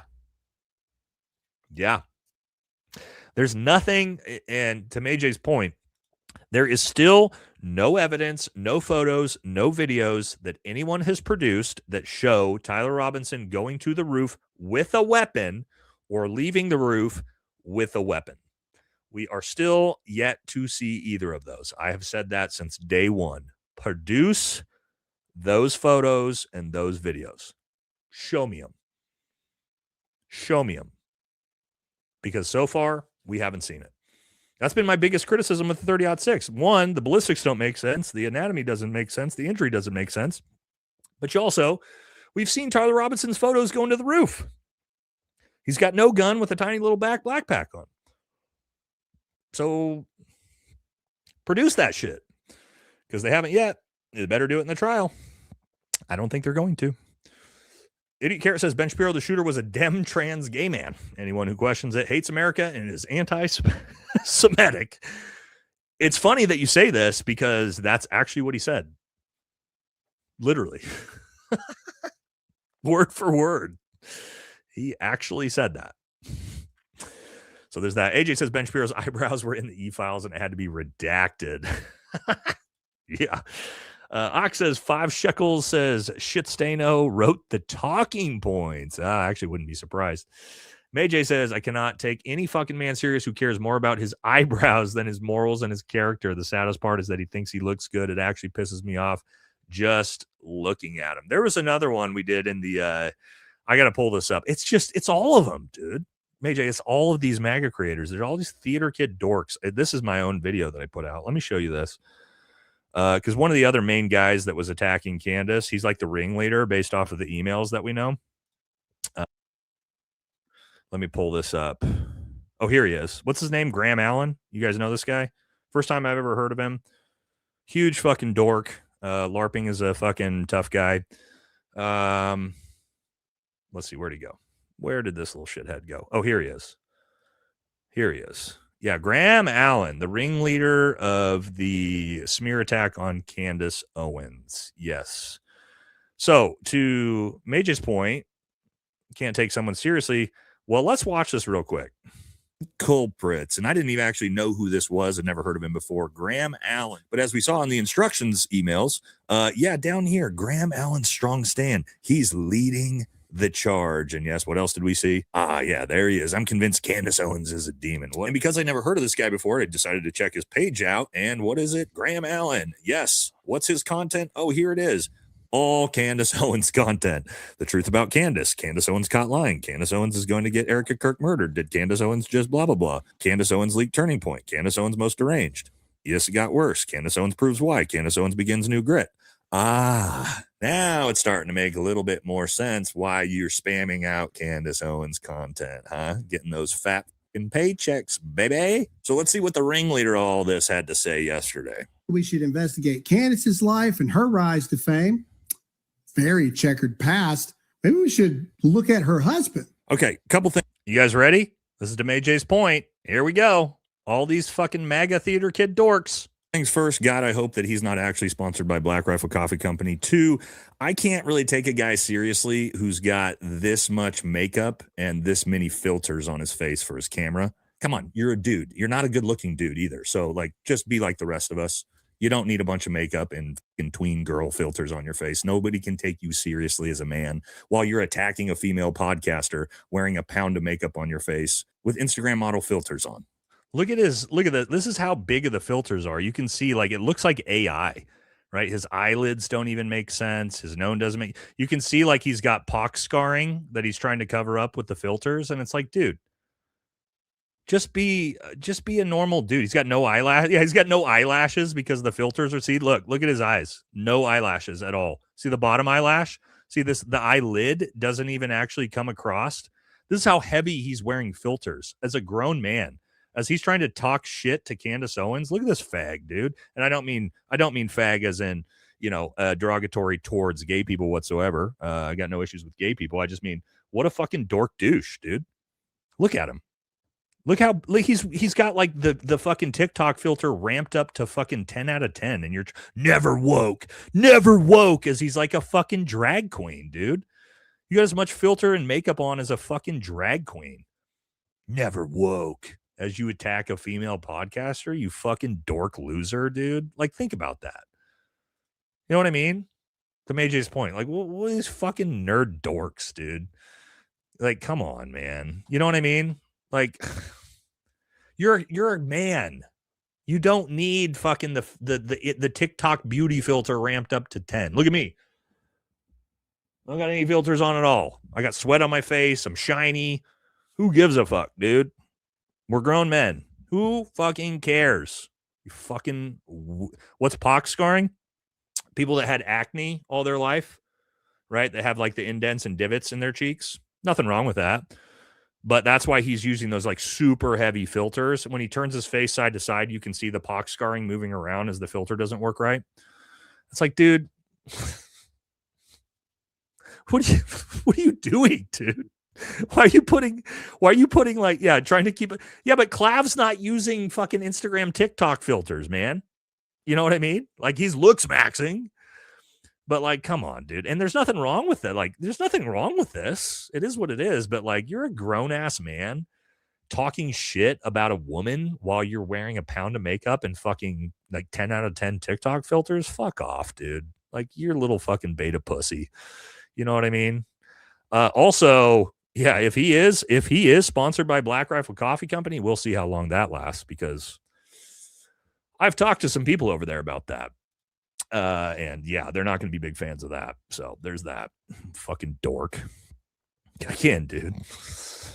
The second I saw that, I was like, how much fucking makeup does this dude have on? And then I zoomed in on it and I'm like, oh my God, dude. He's like ramped the fucking filters 10 out of 10. Just fucking pathetic. Pathetic for a man. To AJ's point. Yeah. Fucking can't take those dudes seriously. I've been called anti-Semitic 1,000 times, but I've never been called a liar. Barry McCockiner. Yeah, it's funny how that works. It's really not an insult anymore. It's like being called racist. You know, nobody fucking gives a shit about that anymore. Hey, Nate, have you been seeing Asmon rant about wanting to go to war with Iran and vomiting the same propaganda word for word? Super disappointing for someone I thought was America first. No, Asmon's not America first. I'm a big fan of Asmon. I've been watching his content forever. But he's really gone down the MAGA Fed slop route, and it's disappointing to see. But I do like him. You know what I mean? He's good on some stuff, but yeah, that's just... It's a guy who's never served in the military, giving his opinion on what we should do in foreign policy and foreign conflict. That's never a winning recipe. So there's that. But I don't have anything against Asmon, personally. AJ says, is there a way for Ben to short or buy puts on his own channel? That's a great stock market joke, AJ. Maybe betting against it on that site. Yeah. I hope Ben Shapiro's shorting his own channel right now, because it's going into the abyss. It needs going into the abyss. You know what I mean? Anyway. Your highest currency says, I feel like when you spoke up about Mitch Snow out of genuine concern for his credibility, you were unfairly lumped in with Gary from PT. We know who you are, Nate, and we respect your integrity. Yeah, I mean, that's what happened. And, I think Candace, thought we were sort of the same person doing the same thing, and that wasn't true. And it happens. It's not a big deal. There's no harm, no foul. There was no bad blood between me and Candace. So, yeah, I think I did get lumped into some shit that I never said or did, but that happens. It's okay. We all moved on from that. You know what I mean? I would say, look at what the two of us have done since, right? And I have not attacked Candace at all. So there's that. Anybody who actually has watched my channel knows that's true. But it is what it is. It's not a big deal. We've moved on. Lit Floor says you can't use the Old Testament. It's obsolete. Yes, true. The New Testament as Christians replaces the Old Testament. It is not one lineage story. I agree with you on that. At least that's the way I read the text. You know. Just want to say hi. Hope you're well. Thanks, Susan. Appreciate it. Good to see your pup. Hardway says most people are just not comfortable with their ignorance, but hostile to anyone who points out Plato, the allegory of the cave. I don't know the allegory of the cave, but yeah, but I mean, most people aren't comfortable in their ignorance. That's true. Alex says, new subscriber to your channel. I have said years ago that Red Pill, Manosphere, the grifters, the whole entire conservative movement was to divide people. Yeah, but there's a counter movement, right? So here's the thing about the counter movement. Everybody wants to be like, oh, Candace Owens is evil, counter movement, Tucker Carlson, but it's like there's a lot of us in the counter movement. And if you actually look at the people in the counter movement, let's actually look at the people. Let's talk about this. You have the MAGA conservative Israel First shill side, and you have the America First counter movement, which has people like Candace Owens, Tucker Carlson, Dave Smith, me, Dan from Heavy Duty Country. Who else do we got? Ian Carroll, right? And if you actually say, okay, all these people, and then you look at the counter side, Ben Shapiro, Matt Walsh, Laura Loomer, Talmud Tatum, and you have to decide between those two groups of people, who do you want to ideologically align yourself with as a conservative? It seems like there's an easy choice right now between those two groups of people. Redacted's another group. Jimmy Dore, right? This is one side. Then you have the other side. And when I look around, all my friends are over here on this side, right? Ian, Jesse, Dan from Heavy Duty Country, JD DeLay, like the list, Candace Owens, Tucker Carlson, the list goes on, Jimmy Dore, Dave Smith. I'm like, Jake Shields, etc. Like, these are all people that are in my circle. Baron Coleman. These are all people in my circle. I'm still thinking of a couple more. Who am I missing? We're missing another big one. I know I'm missing somebody big. That's part of our group. Anyway, that's like the counter movement. And it seems like a very easy choice. Oh, Coach Colin. That was another big one that I was just thinking of. Right. And it's like, dude, who are you going to choose? Who are you going to choose to be ideologically aligned with? For me, it's a very easy choice. When I look at that group and then I look at this group. So, oh, Trigger Smart's another one. Yep. Black Scout Survival. Yeah, I'm friends with Jack. Jack's part of the group chat too. Yep. All great. All great. Tim Dillon's another one. Yeah, see this? See how, like, you see these names and you're like, love that. This is great dude. These guys are all on the counter movement side.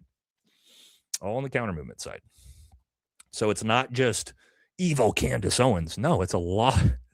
And Real Bays is another one. Real Bays is also part of that group right here in the chat. Right? These are all people that are good people, good conservatives. I know, care about America, not necessarily all conservatives, right? I don't think Ian would identify as a conservative. I think Ian's more of a moderate to a liberal, but it doesn't matter. Everybody's America first in our counter movement side of things. Oh, this is a crazy comment. You're a fucking retard if you think that. Jack is fucking incredible. Yeah, that's a fucking fail of a comment right there. Fail comment for sure. Jack has got amazing takes. I share Jack shit all the time. I'm constantly learning from Jack. So, yeah, I don't know what the fuck you're talking about. Okay, let's keep moving. AJ says Dan is hot as hell. Yeah, okay. Yeah. Well, he's single, AJ. Do you want me to get you connected? I can get you connected with Dan. He's single. We're trying to get him married. He's younger than the rest of us.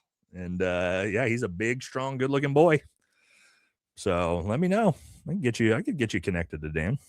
Okay. Shit, man, what I missed? The Goliath? A lot. We've been cruising. People need to look into Ghislaine and Terramar project. Interesting.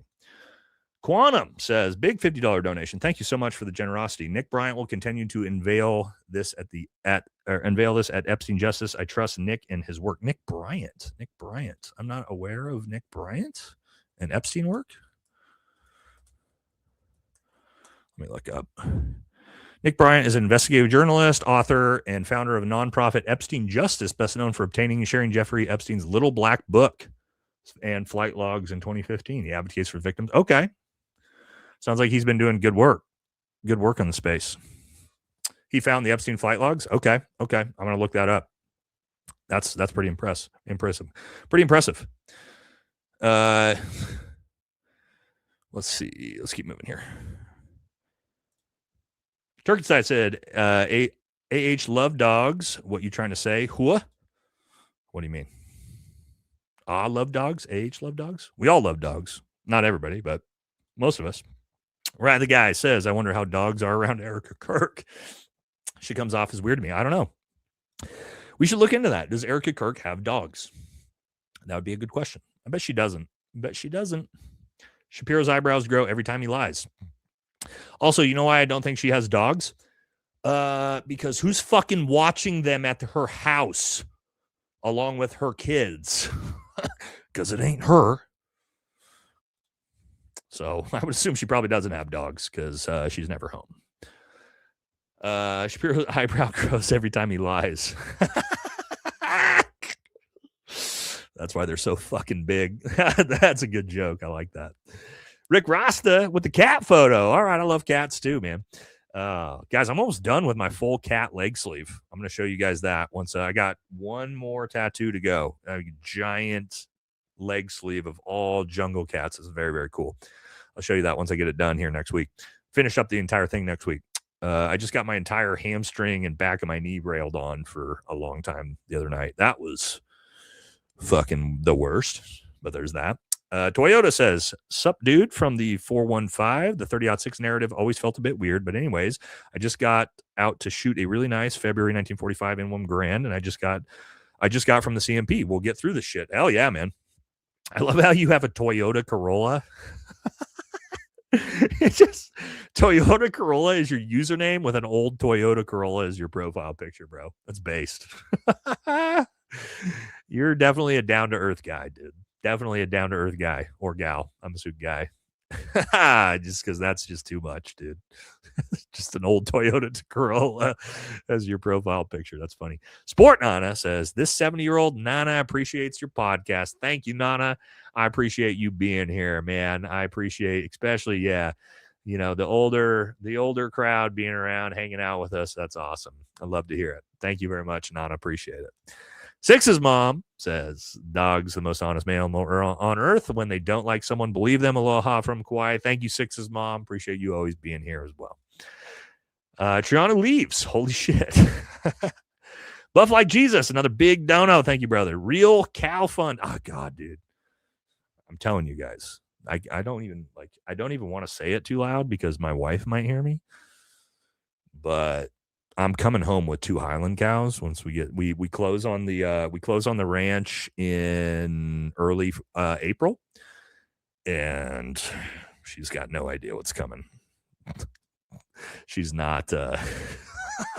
My wife's not going to be pleased because I'm just going to show up. I'm just going to show up with 2 Highland cows at one point, but she's like, "No, you got to stop." Because me with animals, like we can get out of control real fast when it comes to me getting animals. I'll just show up with animals. I'm one of those people. Where's Munchkin? Munchkin's sleeping right now. We are getting another Munchkin cat. We're getting a second Munchie.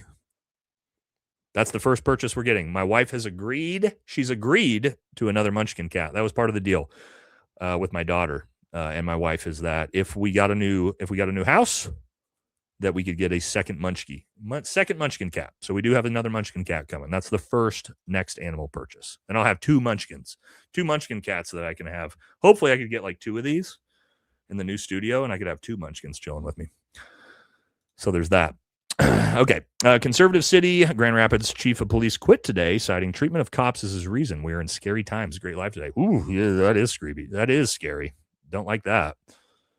Kamala versus Trump, knowing what you know now. Fuck, dude.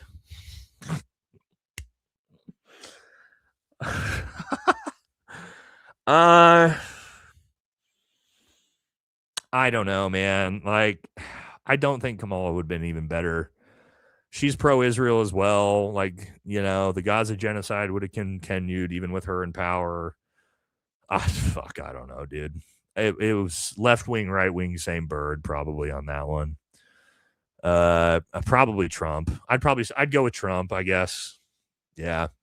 As bad as it is, at least the border's closed. I don't know. That's just two garbage choices.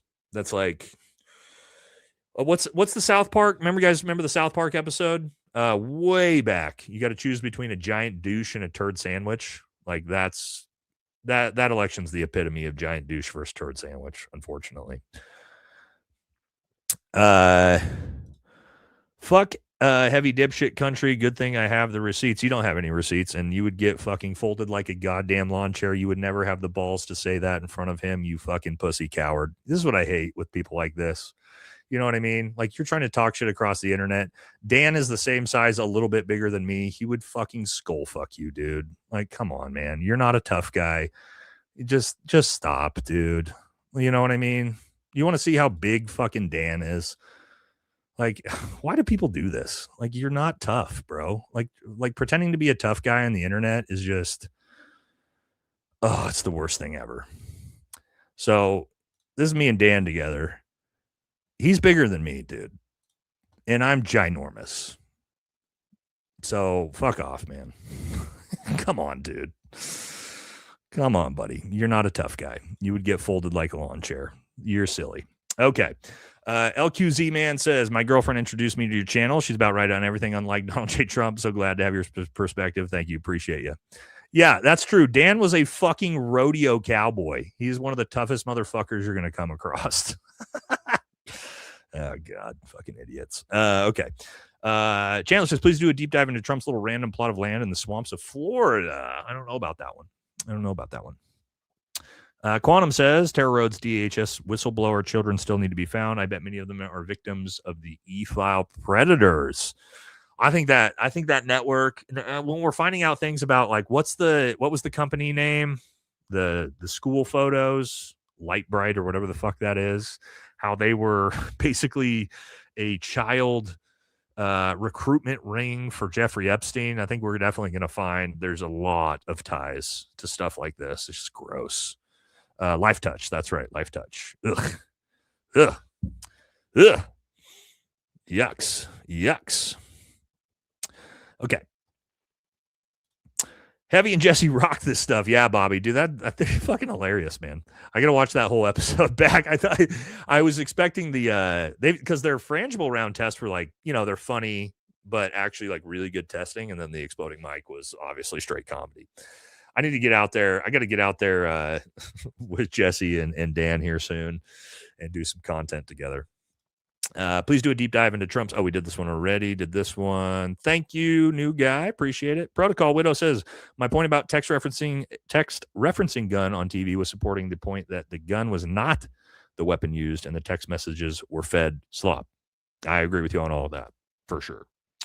Definitely agree with you on all of that. Alexander says, we need more people like Nate and Graham Plattner. Well, we got to get Graham back on the show, man. Graham, he's going to come back on the show. We're trying to think of like a really cool episode to do. But yeah, the fact that he had to jet out early, I like Graham. I really like Graham. And he is destroying in the polls. Holy shit. Have you seen the polls around Graham and his race?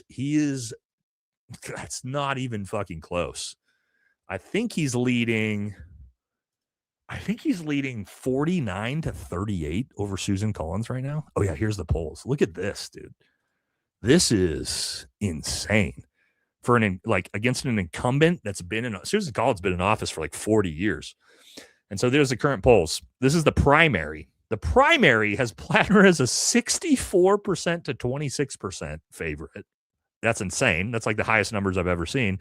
The general election has him as a 50 38 over the incumbent Susan Collins. So, whew, it's looking very, very, very, very good for Graham right now, which we love to see. We're big fans of Graham, and he's a friend of the channel.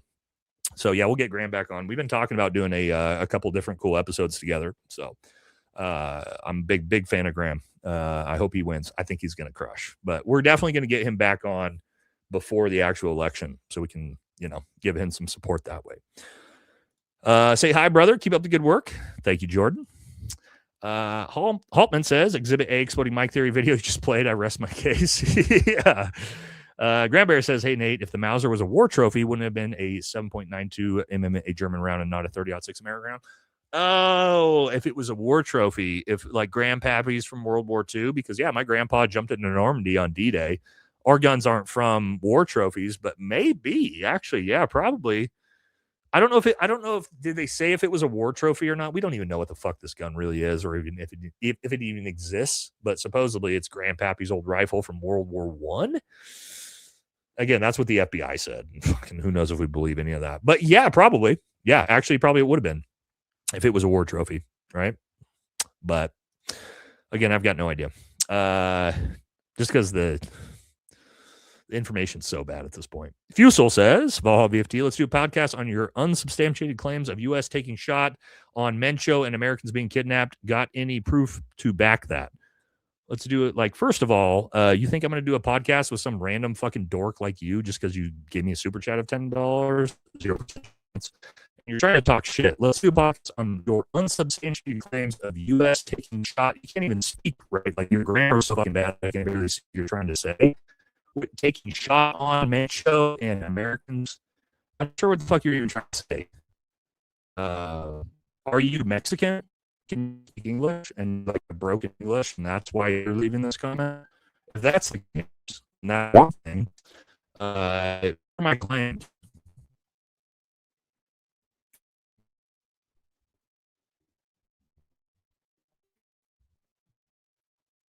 Uh-oh. Okay. No. How about and then we just had a little odd. All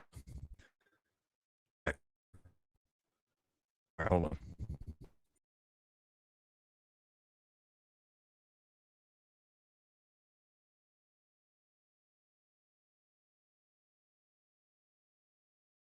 How about check? Are we good? Let me know. Still bad?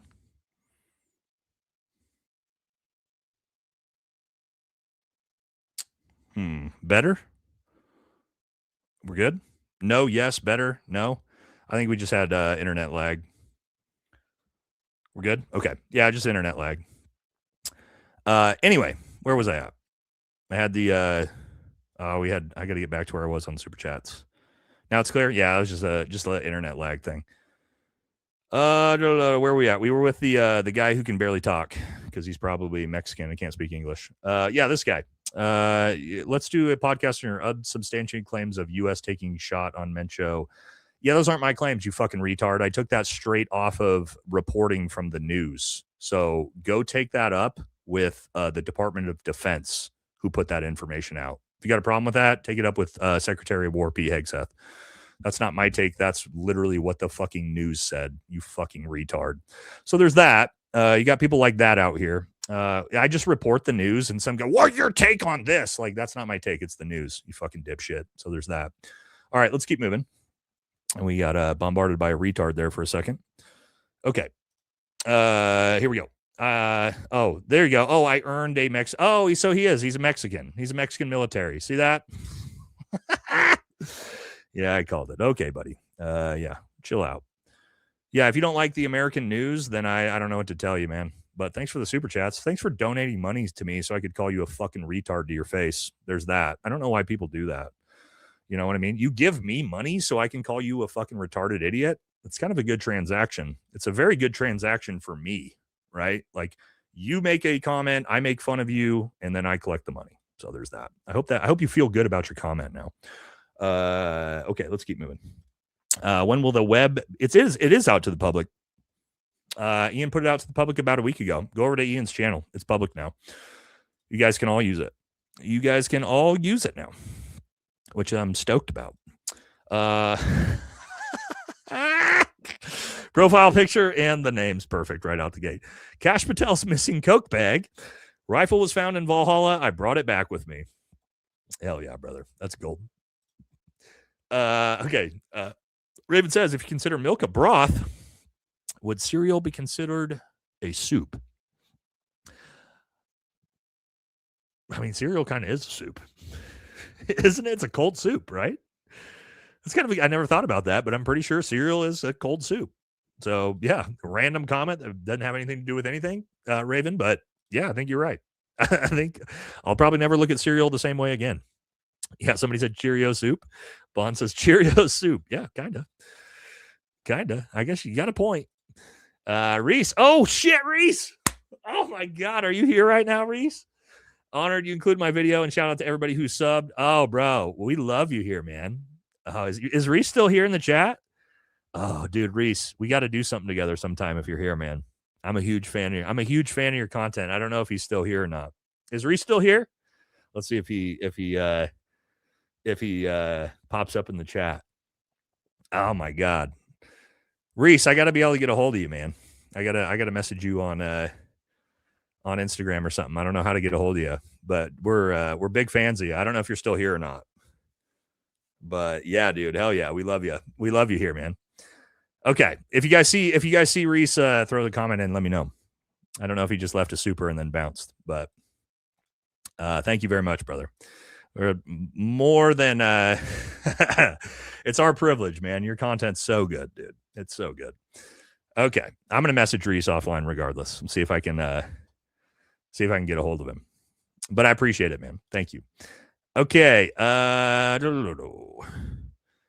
Jamie says, what is your opinion on Paramount Tactical saying a 30-06 can do strange things and that he absolutely believes it was the weapon? I don't believe that Gary is being honest about that. Gary, I believe, thinks that the 30-06 story is just as unlikely and as suspicious as I do. I know he thinks it's possible. It is possible. But yeah, I don't think anybody actually thinks that knows that. But he also is, he's super supportive of TPUSA and Erika Kirk, and it's the way it goes, man. We have two very, very different opinions on that. So, nobody else believes this, by the way, but, whatever at this point. JT, new favorite podcast, Straight Talk up in here. Appreciate you. Penna. Oh, shit, there's Penna. He's flexing on us again, guys. Penna put the jacked profile picture back in to make us all feel bad about ourselves. But that's okay. Chicks dig scars. What a G-boy filtered wuss. Yeah, Graham Allen, right? Right, dude? What a fucking little dork, huh, Penta? God damn. Oh my gosh. That little dork. Okay. Off topic, maybe an AI company said it didn't support mass surveillance on U.S. citizens, and the Trump administration crashed the fuck out on it. Yeah. Brody says, way behind tonight's stream, but looking forward onward tonight. The censorship for Erika on TPUSA on social media AI is insane recently. Yep. Isn't that interesting? That at the same time, all of this smear campaign comes out to try to stop Candace from talking about Erika or doing that episode, that they're also censoring the same stuff. It's almost like there's a massive coordinated push to shut all this down. Yeah. Huh. Interesting. Aragorn says, speaking of dogs, Christine Holmes shot her dog for no reason. That's why I hate Christine Holmes' guts, dude. I've hated Christine Holmes' guts forever. Ever since I heard that, she's just the worst. Liked it so much, she got her goat, then her kids came home and were literally in shock. Yeah, fuck Christine Holmes, dude. Disgusting fucking, I don't want to say the C word because I try not to do it. I don't want to attack women, but when it comes to there's three women that I make exceptions for: Laura Loomer, Pam Bondi, and Kristi Noem, because I think they're evil, legitimate, not Candace Owens evil, but I think they're actually evil. Like objectively, not like Dan Bongino crashing out evil. I think they're disgusting human beings. And they've shown that, right? Like Pam Bondi is covering up for pedophiles. Kristi Noem's a psychopath that shot her own dog. We know Scary Larry, right? So, yeah, those three have special treatment. But outside of that, you won't ever hear me say or crash out over, women. But those three. Oh, Laura Loomer attacked Florent Groberg, Medal of Honor winner Florent Groberg. Like, these are the type of people I'm talking about. The people that try to attack Medal of Honor winners, defend pedophiles, like these people, right? And it's not even their gender. I don't care about their gender. It's just, they're just disgusting human beings in general, male or female. So there's that. Here we go. Six's aloha from Kauai. Thank you, Six's mom. Appreciate you. Quantum says, thank you for the big dono. Quantum Trinity Ministry is a sci-fi self-published book series of a secret society of pedophiles meeting their justice. I'm a GWAT vet and prior fed law enforcement and author now, and I think these communities would like these novels. They sound cool. Next time, give me a link to your books, man, and we'll post them in the chat. You know what I mean? I can't do anything. I don't know. I'd have to Google this and figure out where you're at, but let us know and we'll post it in the chat for you. I don't mind supporting the viewers and their businesses and stuff as well. So just let me know. Blue Eyed says, have you seen AD's Fleet, the Galley Squire animated? I have not. I have not seen that. Sorry, Blue Eyed. May says, West Texas don't talk about Dan like that. Yeah, see? Yeah. JT says, my uncle walked by Trump once, 43 years later. Boom, heroes. Anyway, glad you like cats. I love cats. I don't think you understand how much I like cats. Like, if you actually start looking at Nate's tattoos, like cat, lion, or we got a tiger here, got the cheetah here. I can show you. I don't know how much. Probably can't. Oh, this is all cats. Cats. Cats.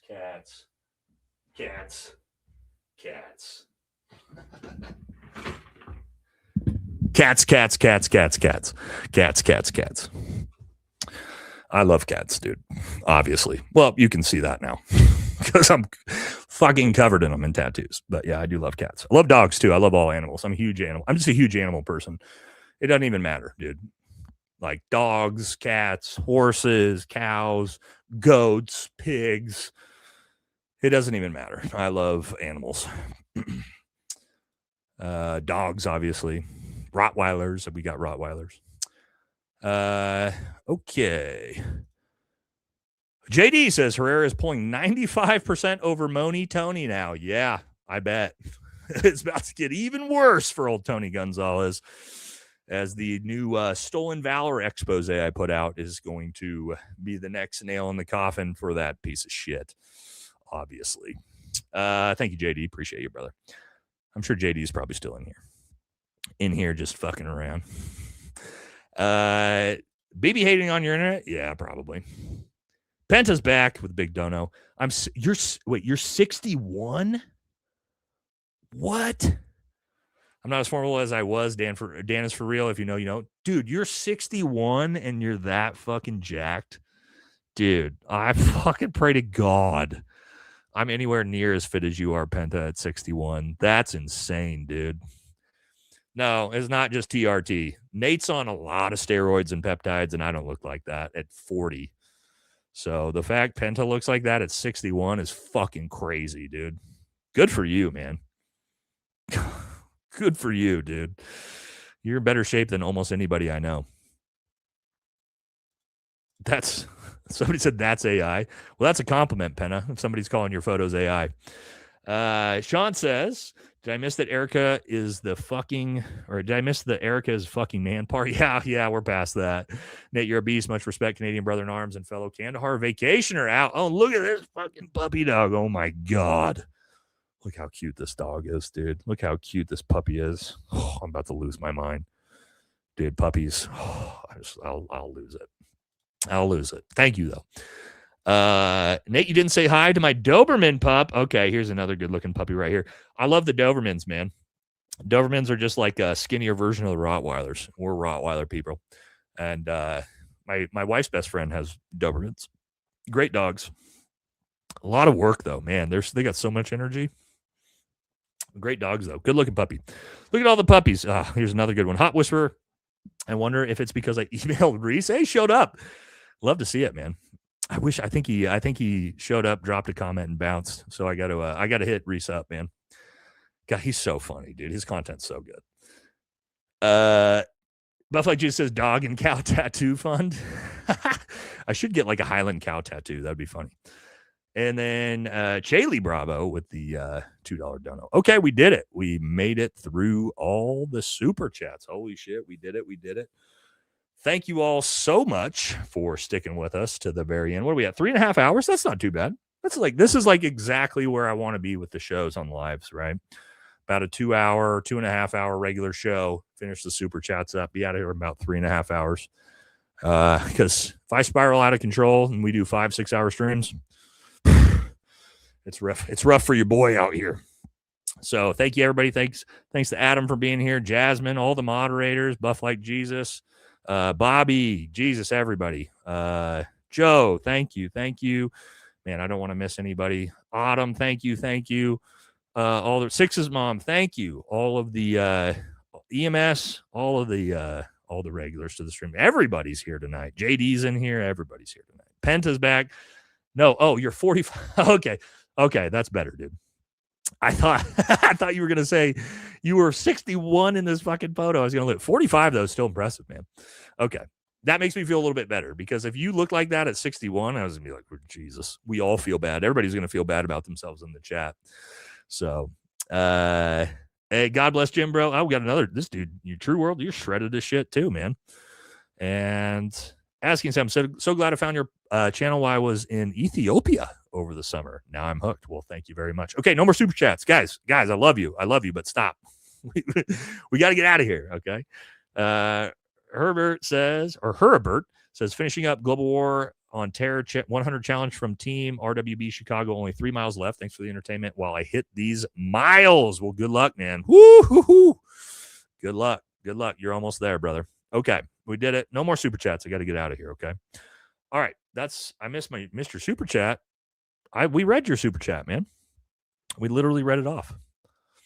Yeah. Unless you had another one. I go literally. Nah, dude. I go line by line. I don't think I missed any of them. I read yours off. You had the funny fucking cokehead one. Okay. We did it. We will be back on Tuesday with our regular scheduled political live stream. And then let's see. I feel like I had somebody I was going to bring on the show Tuesday. I don't remember. Might be a surprise. But that's going to do it, guys. I hope you all have a wonderful Friday night. It's getting late. And thanks for being here with me and for hanging out. And yeah, that's going to do it. I got to go eat some dinner. And I'm going to get out of here. So thank you all very much. I will catch y'all in the next stream. See ya. Have a good night.